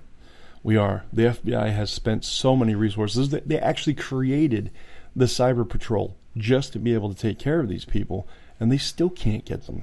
Dude, I can go surfing on the internet right now, and nobody would ever know that I was on the internet, because I know how to do it, and I know what I can do in order to remain anonymous, completely anonymous. I don't have a need to do that, though. If I'm going to Facebook, I don't have a need to be like, hey, this isn't really me on the computer here talking to you. You know, it's not like that.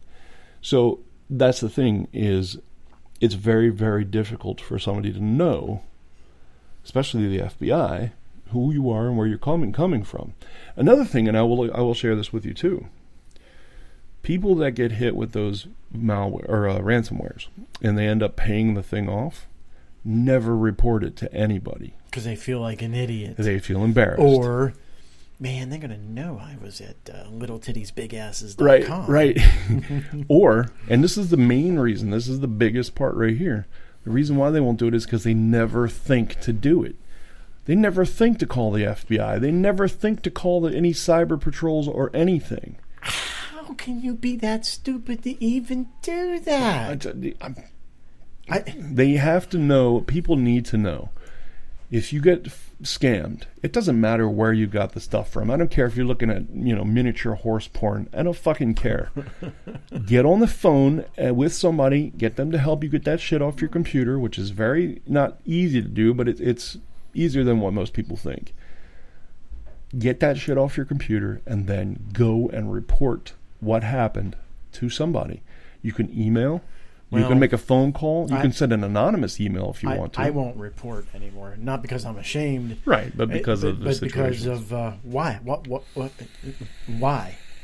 It goes back to trusting the police. And when I called the police because somebody stole my cans, right, my recycling cans, they took like 10 bags. Yeah, the cop was there, and 2 stories why I won't report anymore.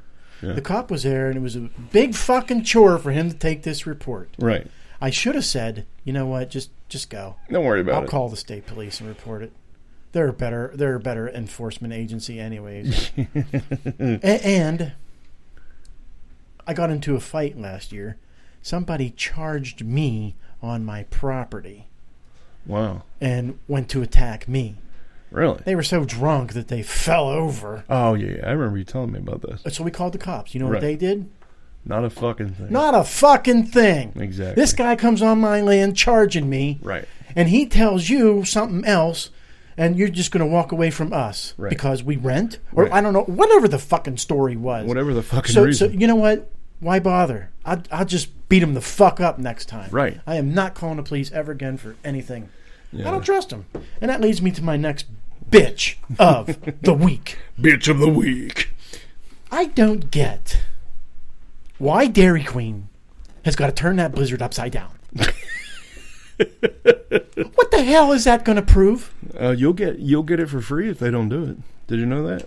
Okay, all right, good. I get a free blizzard. Again, what does that prove, turning it upside down? That nothing's going to fall out. I can do that with a bowl of ice cream at home. I got to be quick. You got to be very quick. But what is it? What is that to prove? Oh! It's a real blizzard because you turned it upside down. Right. Oh, it's not that fake Wise Markets quality blizzard or Wise Markets quality ice storm. Because that's what we thought we were going to get when we came into this big fucking shop that said DQ and a huge ass sign out front. I thought I was going to get Wise quality shit. I know exactly what you mean. Dairy queer. Next, McDonald's are going to start doing it, except you're going to get some retard cashier that poured a Coke and dumped it on my lap. That shit happens, man. It happens a lot, too, unfortunately. That really grinds my gears. Where exactly in the Bible does it say a man can't fire off some knuckle children in the privacy of his own neighbor's living room while his neighbor's at work because I don't have a DVD player?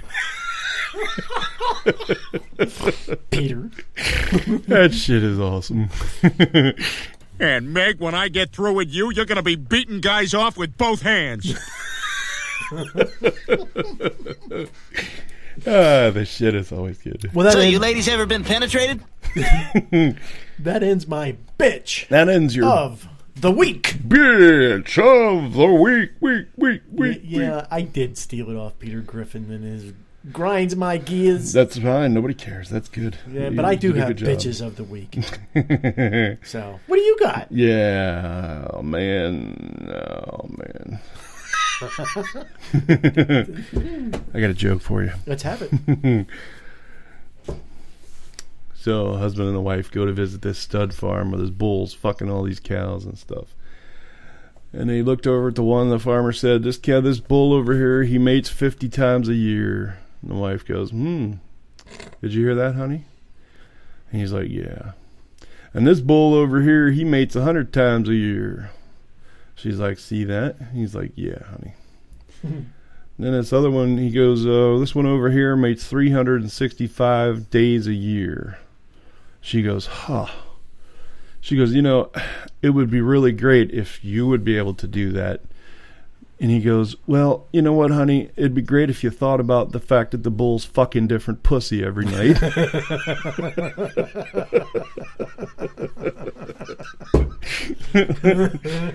So true, so true. Yes. Yeah, we're sick. Oh, okay, I got a Y for you. A what? A Y. Okay, why? The letter Y. Today is brought to you by Y. Why do I like bikinis over underwear? Are you talking like on other people or Yeah, on you? On other people. Not on me. I don't look quite as good in a bikini. No, seriously. Why is it when I look at a woman, if she's in a bra and panties, it's not as enticing as if she's in a bikini? Why is that? Color. Could it be? I mean, because there's tons and tons of patterns and colors for underwear too. But, Yeah, but you look at porn. yeah. Take porn for instance. The girls are wearing red, Yeah. black, dark green. Yeah. You're just thinking about what you watched last. Yeah. No, I don't know, man. It's like, is it could it be an association? Could it be, that's what I'm thinking? Maybe. Go into Victoria's Secret once. You don't have those flowered cotton. You Right. have satin red, or Right. solid color. Outlandish shit. I do think colors play some kind of role in sexuality, Yeah. at least in men. I mean, because red turns me on, black turns me on. Right. Asian doesn't. Are we talking skiing? All right. No. A red definitely turns men on. Yeah. I don't know. I'm not really big on red. I don't know. Black, Black does. Yeah. silky black. Could be that. Could be lacy black too. I like lacy black. What if I'm wearing lacy bra and Sorry, man. You don't grind my gears that way. okay? Yeah, no, it's all good. But no, think about this for a second then. If that's the case, and it's kind of an association thing, why is it people don't just wear underwear more casually? I don't know, You, but you watch a movie and somebody's in a bikini, no big problem. Somebody's in their bra and panties. Oh, good Lord, my children can't watch that. you're right. What's the difference if a woman's walking out on the beach in a two-piece, Exactly. or she comes out and gets a newspaper in her underwear? Exactly. No There's difference. nothing. No There's difference, except in our mind. Exactly. And it was always taboo when we were growing up. It's like, oh no, she's wearing a bra and panties. That's not cool. But look at that brand new tankini. Oh my God, she's awesome. You know, holy shit, man. It's like they are the exact. As a matter of fact, Well, we're going into that subject that just automatically makes everybody nuts. yeah, Sex, prudism. and it makes everybody go nuts in certain ways. It does. It makes some people prudism. Yeah. It makes some people horn dogs. Right. It makes some people fantasize about bowling balls. And For why? it's got 3 holes, Oh, I got you. 3 And- holes you can tap. and none of them say no. I'm hard. It's hard. We're good. Yeah. It's so, but I remember one time I was watching this show. It was like Entertainment Tonight. It was one of those news magazines. It's probably Entertainment Tonight The- or Hollywood Extra. Extra. And, well, we're going way back in the days whenever that's the only show you could watch, It's because probably the other ET 2 then. networks were showing Divorce Court. Yeah. But this guy said they were talking about sex and beaches and something like that. Right. And this guy says, and it hung with me. There's another sex pun. All right. Women look better with a little bit of clothing on. Sometimes. Whenever they're all naked, there's nothing left to the imagination. Unless she's Mama June. But then maybe there's a lot left to the imagination. But but it's like it's marketing. Right. It is. Sex sells. We've always known that. I mean, Yeah. ever since we started growing up, we've always realized that, you know, if it's sexy, if it's hot, if it's this, it's that, you know, the bitch looks good. For instance, a great for instance is way back when Paris Hilton was actually somebody because she went and fucked somebody on TV or video. And everybody watched. She screwed some dude, and then like her videotape got out, and then she fucked another guy, and that videotape got out. I don't know. Anyway, convenient. Yeah, exactly. Well, I think the dude released it because she never signed off on having it to begin with, so he just gave her a copy and then released it to the internet. Anyway, no, but she was in a commercial for Burger King. I don't know if you remember that during the Super Bowl. They had a Burger King commercial where she was like washing and waxing a fucking like 68 Chevelle. It was a big, huge car, I think. And yeah, she's all doing it all sexy and slow, and her tits are rubbing up against the fucking, and her ass. She squats down real low and gets her ass spread, and total sex. And then it had something to do with her at the end eating a big fucking Whopper. And I'm just like, what the fuck? What's the connection? She likes putting meat in her mouth? I don't know. I like to stick my meat in her mouth. I don't even know what the hell happened to her, man. She just like dropped off of the face of the earth. Just one day just decided she didn't want to do it anymore. I guess maybe when you're famous for nothing, it wears off quickly. Yeah. It Kardashians. Does. Nope, that's still going. Oh, God. Yeah, I hate O.J. Simpson. I think he should be put in jail forever. Not because he killed his wife, and not because he stole some shit from some dudes, but because he actually made the Kardashians. Hang him! That's right. Hang that motherfucker! No, seriously, if it had not been for him, we'd never know about Robert Kardashian, and Robert Kardashian would never have promoted his children, and all this and shit we never be. would have heard of Caitlyn Jenner. Right, exactly. We wouldn't. Well, probably not. We probably would have still had Bruce Jenner to this day if she wasn't. Oh, speaking of which, I saw it today on Facebook. Jennifer Lopez. Oh, God. Yeah, I know her, J-Lo. She went on Twitter or Instagram. I think it might have been Instagram. Took a picture of her nephew. Okay. And used non-gender biased words like they. Okay. Instead of him or her. Okay. All right. Who the hell? What the fuck was that? Oh my God. Anyways. So anyway, that's the thing, man. She went on there and now the internet's fucking broken because she went and said that, and everybody's like, "Oh my God, it's the greatest thing ever." Why the fuck is it the greatest thing ever? I don't understand. I mean, I do to an extent, but it's that sex thing. Boom, sex. And we're all going nuts. It should open up the doorway to being able to call it instead of they, or it for everything. Just use it. That's a girl. Yeah. No, it's an it. It has the presence of being able to. There's now 67 genders in the world. Which one are you? It's like I did hear of some couple in San Francisco didn't or just refused to gender identify this baby of theirs. Right. They're going to let it grow up. They're going to let it grow up and pick its own. Right. You just really fucked that kid in the head. Right. Exactly. You're not going to identify your child as being what sex it is. No? Okay. Well, what's the point? You know what I mean? Is it... I think it's going to be great if the kid came out and it's a boy and it grew up going, you know what? I like being a fucking guy. I want to be a dude. I want to eat some pussy. I want to go drink some beers. I want to work on fucking cars. And his parents are going to be like, oh my God. We raised a redneck. White trash, redneck, blue collar dick. No, but it'd be funny if that happened, because then you would kind of be able to put to rest this idea of gender equality. Yeah, yes. This equalization of all genders. Men, women, we don't have to identify with anything. We can just be human. I'm like, okay, I'm just going to call you fucking human. Okay, human. Exactly. And it's very depressing that we're at this state where just, everything keeps making me want to fucking blow my brains out. I hate to put it that way, but god damn. It's like just some of this shit, it's like, I can't even imagine how we got to this point. A mutual friend of ours once posted one of them sharing things, and it said, basically, is it a guy or is it a girl? Right. What do you care? What difference does it make? It's none of your business. Yeah. So, okay, all right. So I'm just supposed to accept this without comment.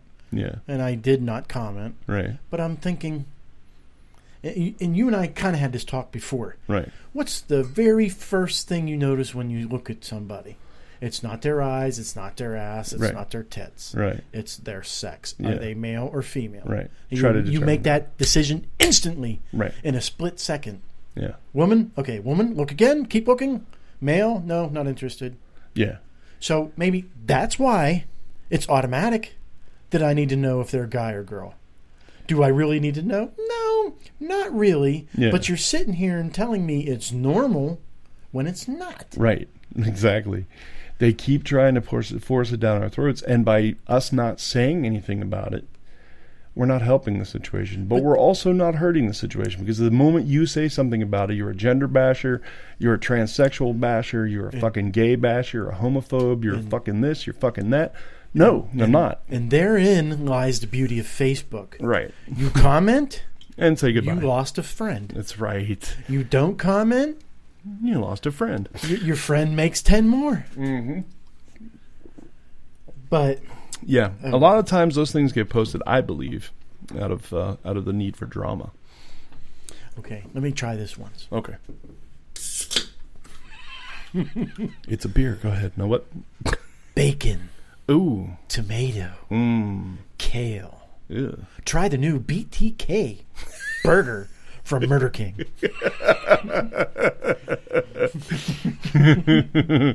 The BTK. Bacon, tomato, Kale. the new burger from Murder King. Yeah, I'm getting into marketing. There you go. Wasn't the BTK? Wasn't that the name of a killer? Yeah, bind, tortured, kill. Yeah. Yeah. But it just sounds like he. I think he named himself the BTK, and it just sounds like a sandwich. It does. Yeah. Oh, we got the BTK, man. I've had to settle for the McDLT. Dicks, lesbians, and tits. I will say something about Facebook. You were just talking about that. Initially, when I came back to Facebook, which, by the way, nobody realizes that I actually got back on Facebook after a 2-year hiatus. I noticed. Yeah, You're I'm sure everywhere. I know, right? Every fucking where. Because I got a lot to say, all that pent-up energy. No, but I'm like sitting there, read all these fucking posts, dude. And I'll admit I have some people who are anti-Trump, and I have some people that are pro-Trump. Mm-hmm. And I will admit that I have more people who are anti-Trump, mostly because they're family members.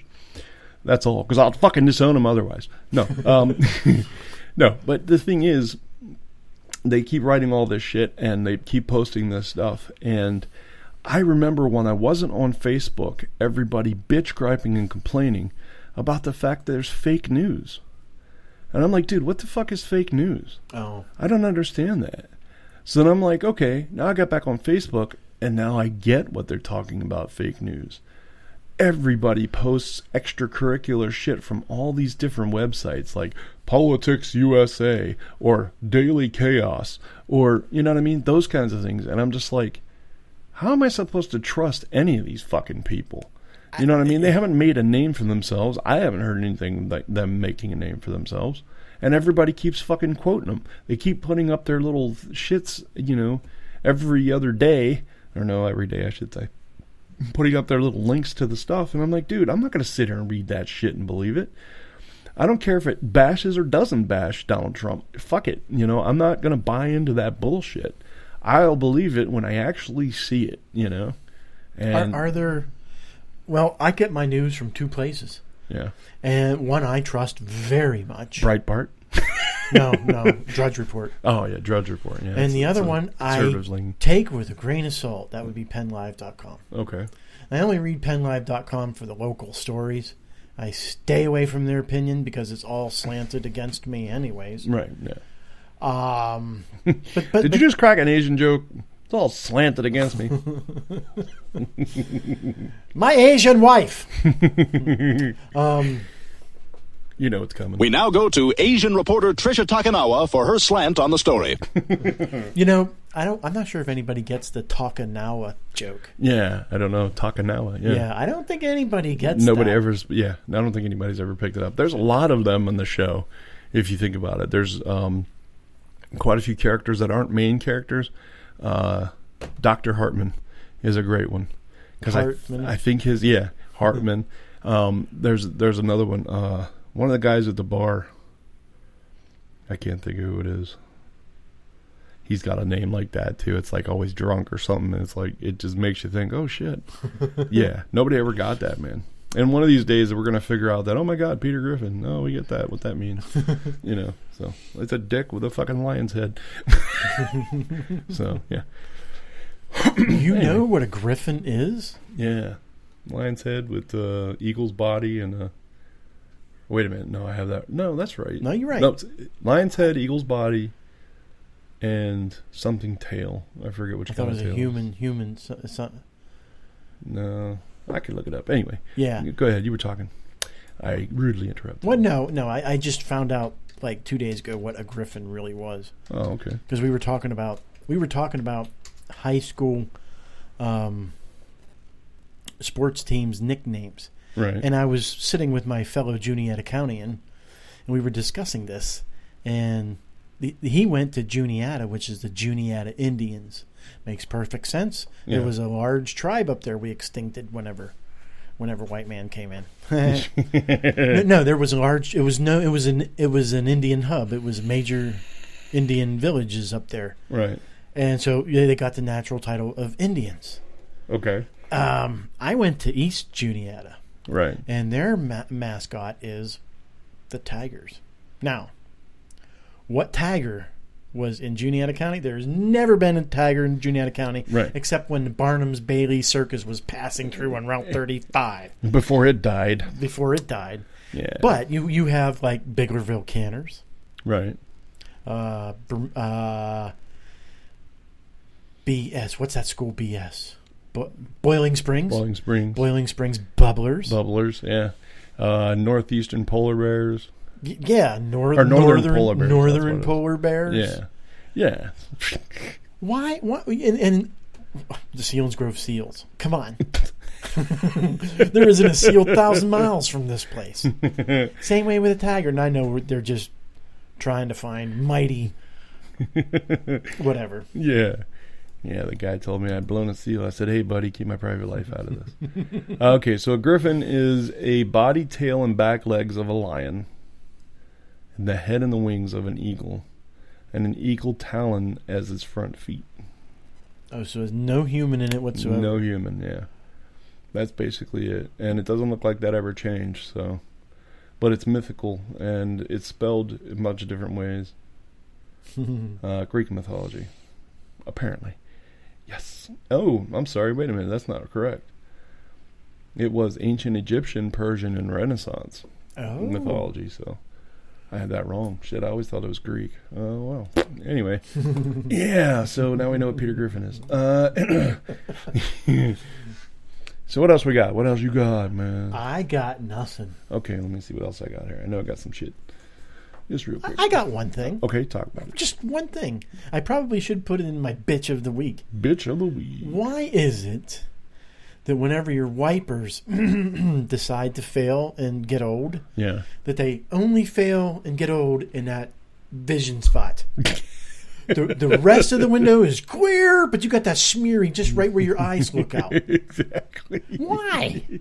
I have no idea, dude. It's probably the same person that invented that wiper as the fucking Dairy Queen Blizzard that you have to turn upside down.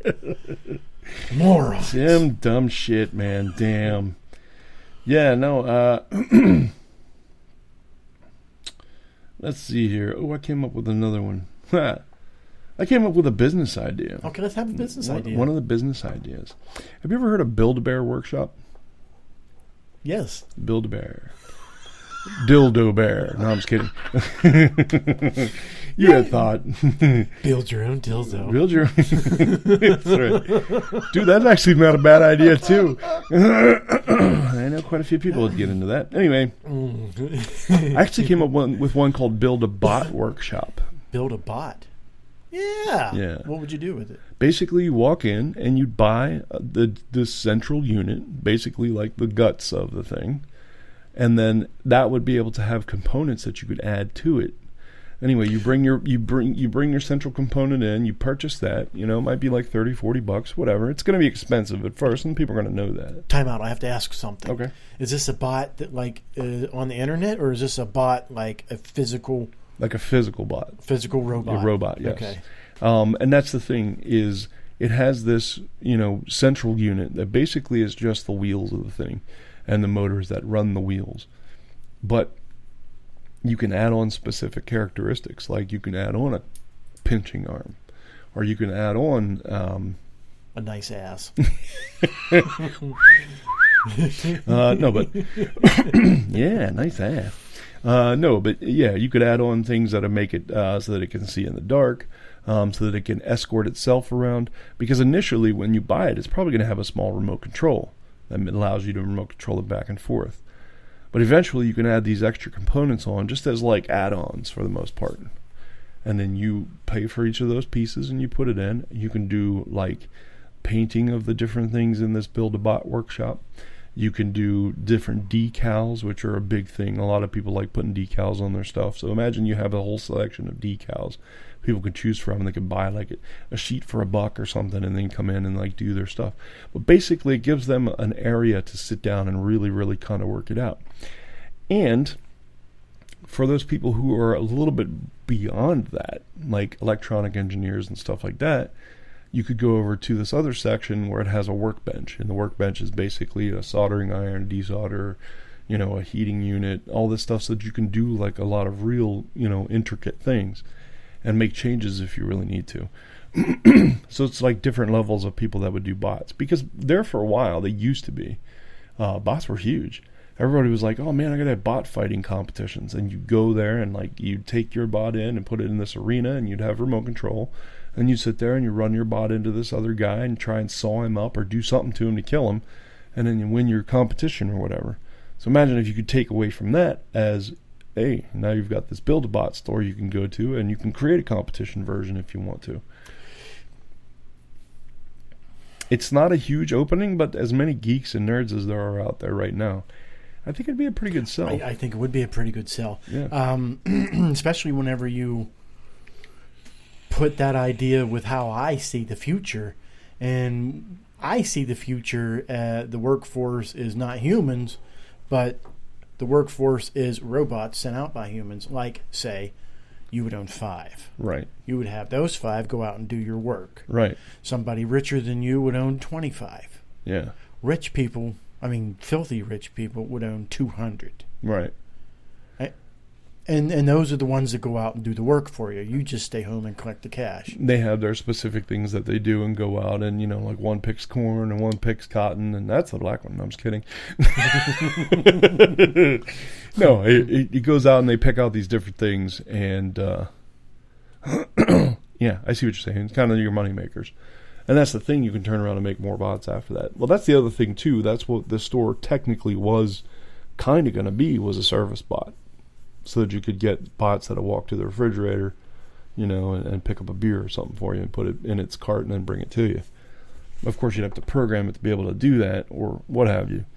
Give it a brain if you have to. But that's the thing. The world's wide open. Have you heard anything about AI taking over the world?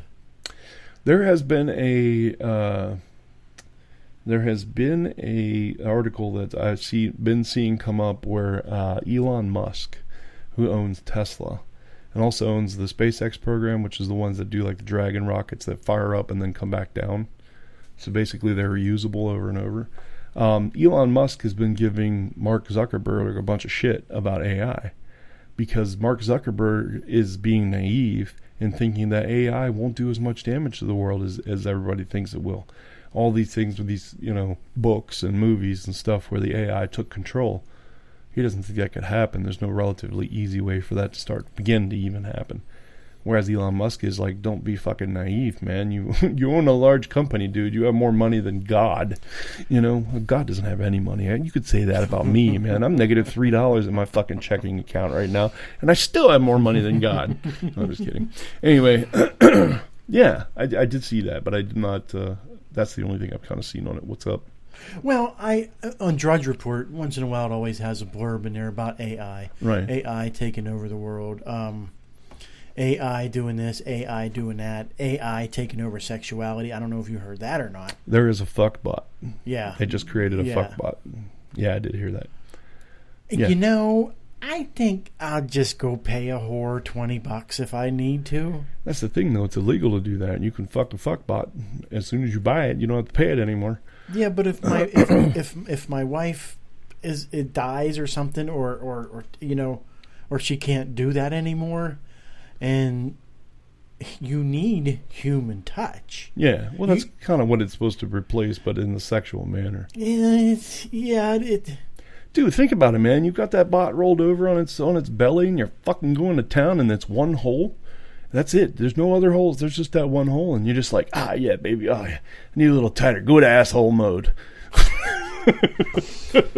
You know, think about it. You know. Well, come on, man. You mean to tell me that when all the times that you were with a woman, her just didn't make you all the more wound up? Yeah, it did. It did. It did. It don't anymore. I mean, it does to an extent. Yeah. No, but you see what I'm saying? Yeah. It's the interaction. Yeah. What's the robot going to do? Oh, please do that again. Oh, that feels so good. Oh, I don't know, man. Please come in my... Never mind. Have you ever heard of Siri? That bitch could talk up a storm. Yeah, but she's still monotone. Yeah. Here we go. What did I ask you to call me? You're W, but you asked me to call you Dark McStuffins. Dark McStuffins. I used to be called Carlos Spicy Wiener. That was always a good one. I love that one. But yeah, I go by Dark McStuffins now. You know what that is, right? Isn't that Darkwing Duck? No, Doc Doc McMuffin. What the fuck is? It's a Disney show. Hang on. Yeah, Scrooge McDuck, Darkwing Duck. Doc McStuffins. That's the name of the show. Oh, It's a little girl who's a veterinarian and can talk to animals and stuff. And I call it Dark McStuffins. I honestly never heard of her. Make lovin'. You never heard of who? Siri? No. Oh, Doc McStuffins. Yeah, I know what you mean. I don't even know why the hell they call her Doc McStuffins. It's such a weird name for a Disney show anyway. Let's rebel. No, but AI, man, is becoming a lot better. Just think about it, though, man. You're in the middle of fucking this robot, and you're like, oh, yeah, oh, I love you. And they're like, okay, no more Latin. Let's go with Asian. Oh, I love you. You know what I mean? Like, that bitch changes up. You know what I mean? You love me long time. Side hole. And you're fucking her in her rib cage.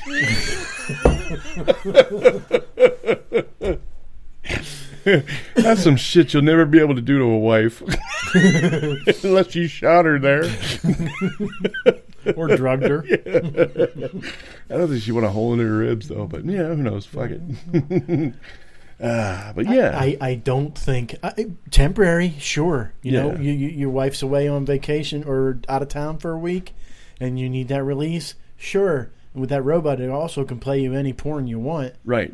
On the viewing screen. Exactly. That is their face. I love it when you look me in the eye. Look me directly into the screen. I love it when you play DP. Come on. A little double penetration never hurt anybody.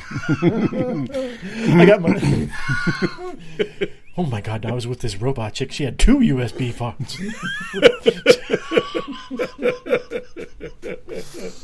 Oh, man.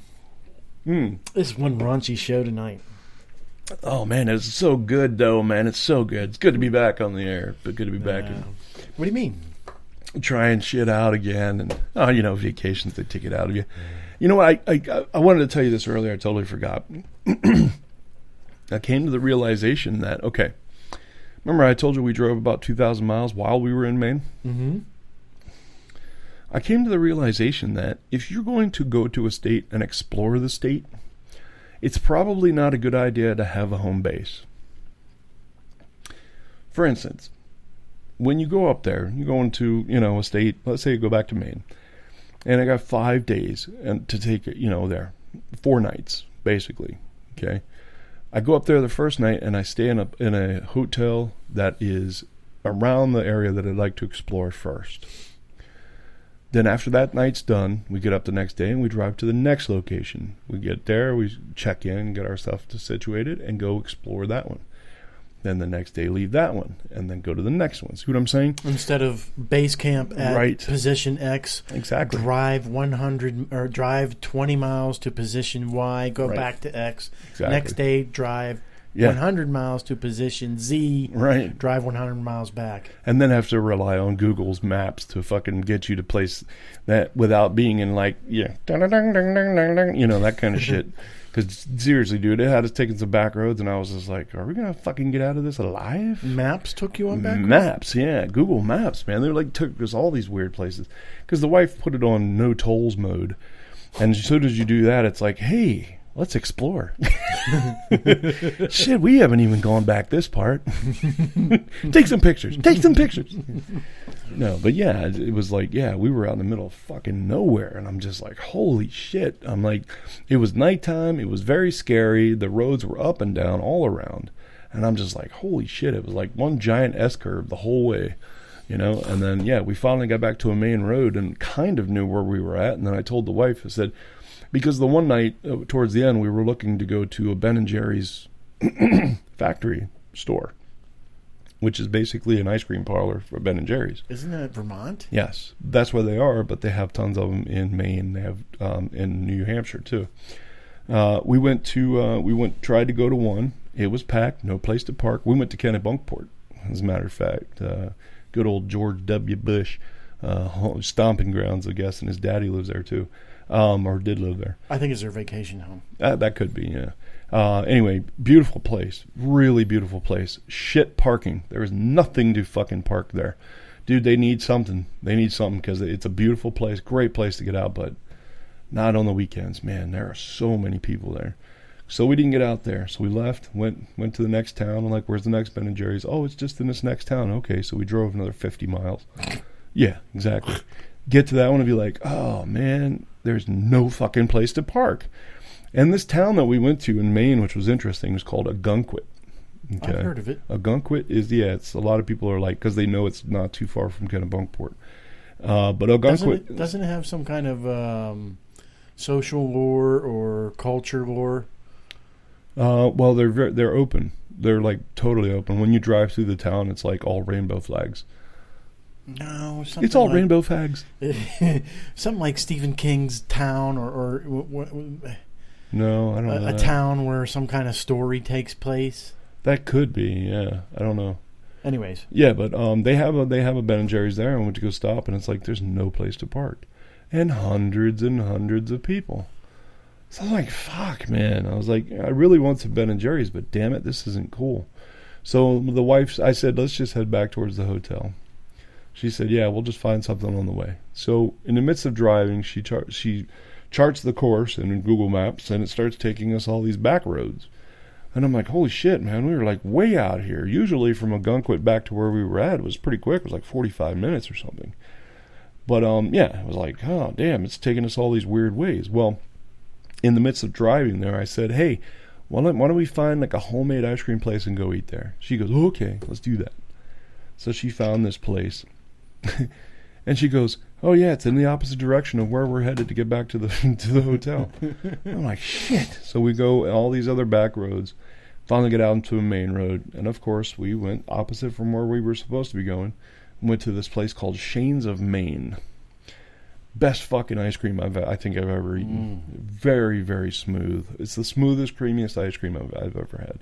And it was really good chocolate. Any of the chocolate stuff was just like double chocolate, basically. It was really, really on top, and nobody else liked it. Really? I was the only one. Yeah, my family was like, hey, it was all right. I could take it or leave it. I'm like, I want to take it. Are they chocolate lovers? No, they had different stuff. So Yeah, I had all the chocolate. Did you see any farms when you were up there? Oh yes, Okay. tons of farmland. What kind? Dairy or? There was some dairy. There was some.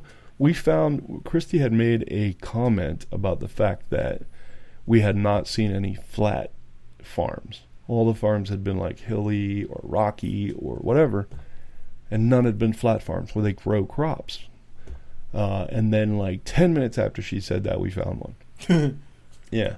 So I mean, and we drove through it and we're like looking and we're like, yeah, man, they've got all kinds of like, they're growing lettuce and tomatoes and like everything down there. Weed. Yeah, probably. Well, actually, they did legalize it up there. So. Did they? Yeah. Oh, and then they, I posted it on Facebook. You probably didn't see it though, but somebody came on Facebook and said, oh, they came on Face. Giggity. They came on Facebook and they said, oh yeah, they're like, hey, man, fucking New Hampshire just voted to decriminalize weed. And I'm like, oh, nice. And I'm like, that's awesome since I'm writing this from a place in fucking New Hampshire. I'm like, dude, I can't even, where the fuck am I going to get weed at? You know, it's like you can't walk around and be like, dude, you got any weed? So, yeah. But Maine, actually, I think they're going recreational.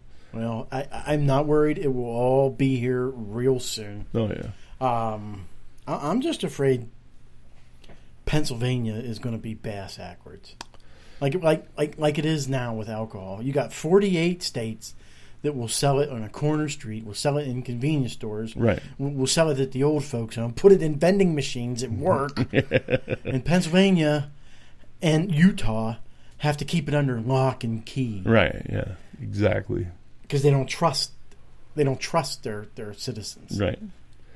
That's another thing, too, about Maine that was interesting. You go into a convenience store like a Circle K, which is really huge up there, and they have one section that's nothing but hard liquor. Hard liquor? Yeah, man. Dude, I was like, fuck, should I get the Jose Cuervo? And you don't even drink tequila. I know, right? It's like, I do drink it, but I don't drink that frequently. But, yeah, I was looking at it, I was like, oh, man. And it wasn't that expensive. I had to buy Jose here for like $32. Down up there, it was $24. Most of that in Pennsylvania is going to the government. Yeah, exactly. Texas. Did you see many wineries up there? Yes, there were quite a few wineries. Okay. Not like there is here now, but there were definitely some up there. As a matter of fact, the wife was talking about, well, maybe we should go get some wine. But we went on the vacation knowing that we were broke. So basically we didn't do a lot of shopping. As a matter of fact, I got home this past weekend and I thought to myself, oh my God, I didn't buy a souvenir. It's like that bad. I mean not that poor bad, but just that bad. I wasn't thinking about that, you know. And I kept telling the wife, I'm going to stop and get a hat and a fucking shot glass. I'm going to stop and get a hat and a shot glass. Didn't do it. Never did it. She was like, well, you got this shirt. We went to the clam festival. Oh, I did see that on Facebook. There was such amazing clam there. Oh my gosh, yummy! It was incredible. It was incredible. Clam festival. I know, yes, the clam festival. See, they have festivals for everything. Yes. Somewhere, you take any item, somewhere in the United States, they're going to have a little festival for it. Exactly. We're going to the 3-day egg festival. Yeah. We're going to Egg Fest. This week it's the Yarmouth Clam Festival. Next week it's the Portland Jewish Bearded Clam Festival. All right, bearded clam. That's the shit. So yeah, so that was that thing. I had something else too I was going to tell you about. Damn it, I can't remember what it is. It was interesting. It had some bearing on something. Had to do with something. It had to do with something. I'm pretty sure. Oh damn it! I don't know. I got that one already. I don't know. I think that's pretty much it. Oh, that's all I got too, man. Yep. All right. Why does yours sound like it was coming out a weird way? What the hell? Oh, was that on your genetics?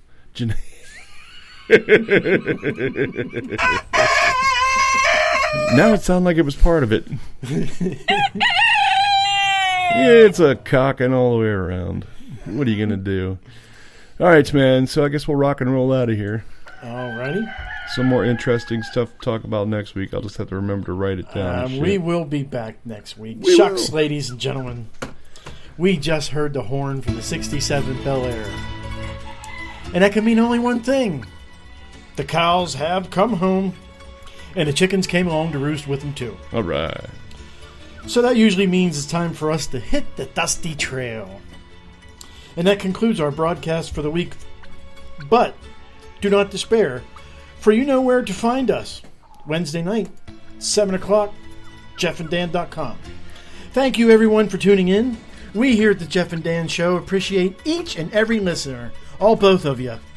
Thanks again, and until next time, have a great night and a good week. All right, peace, pot, and microdot.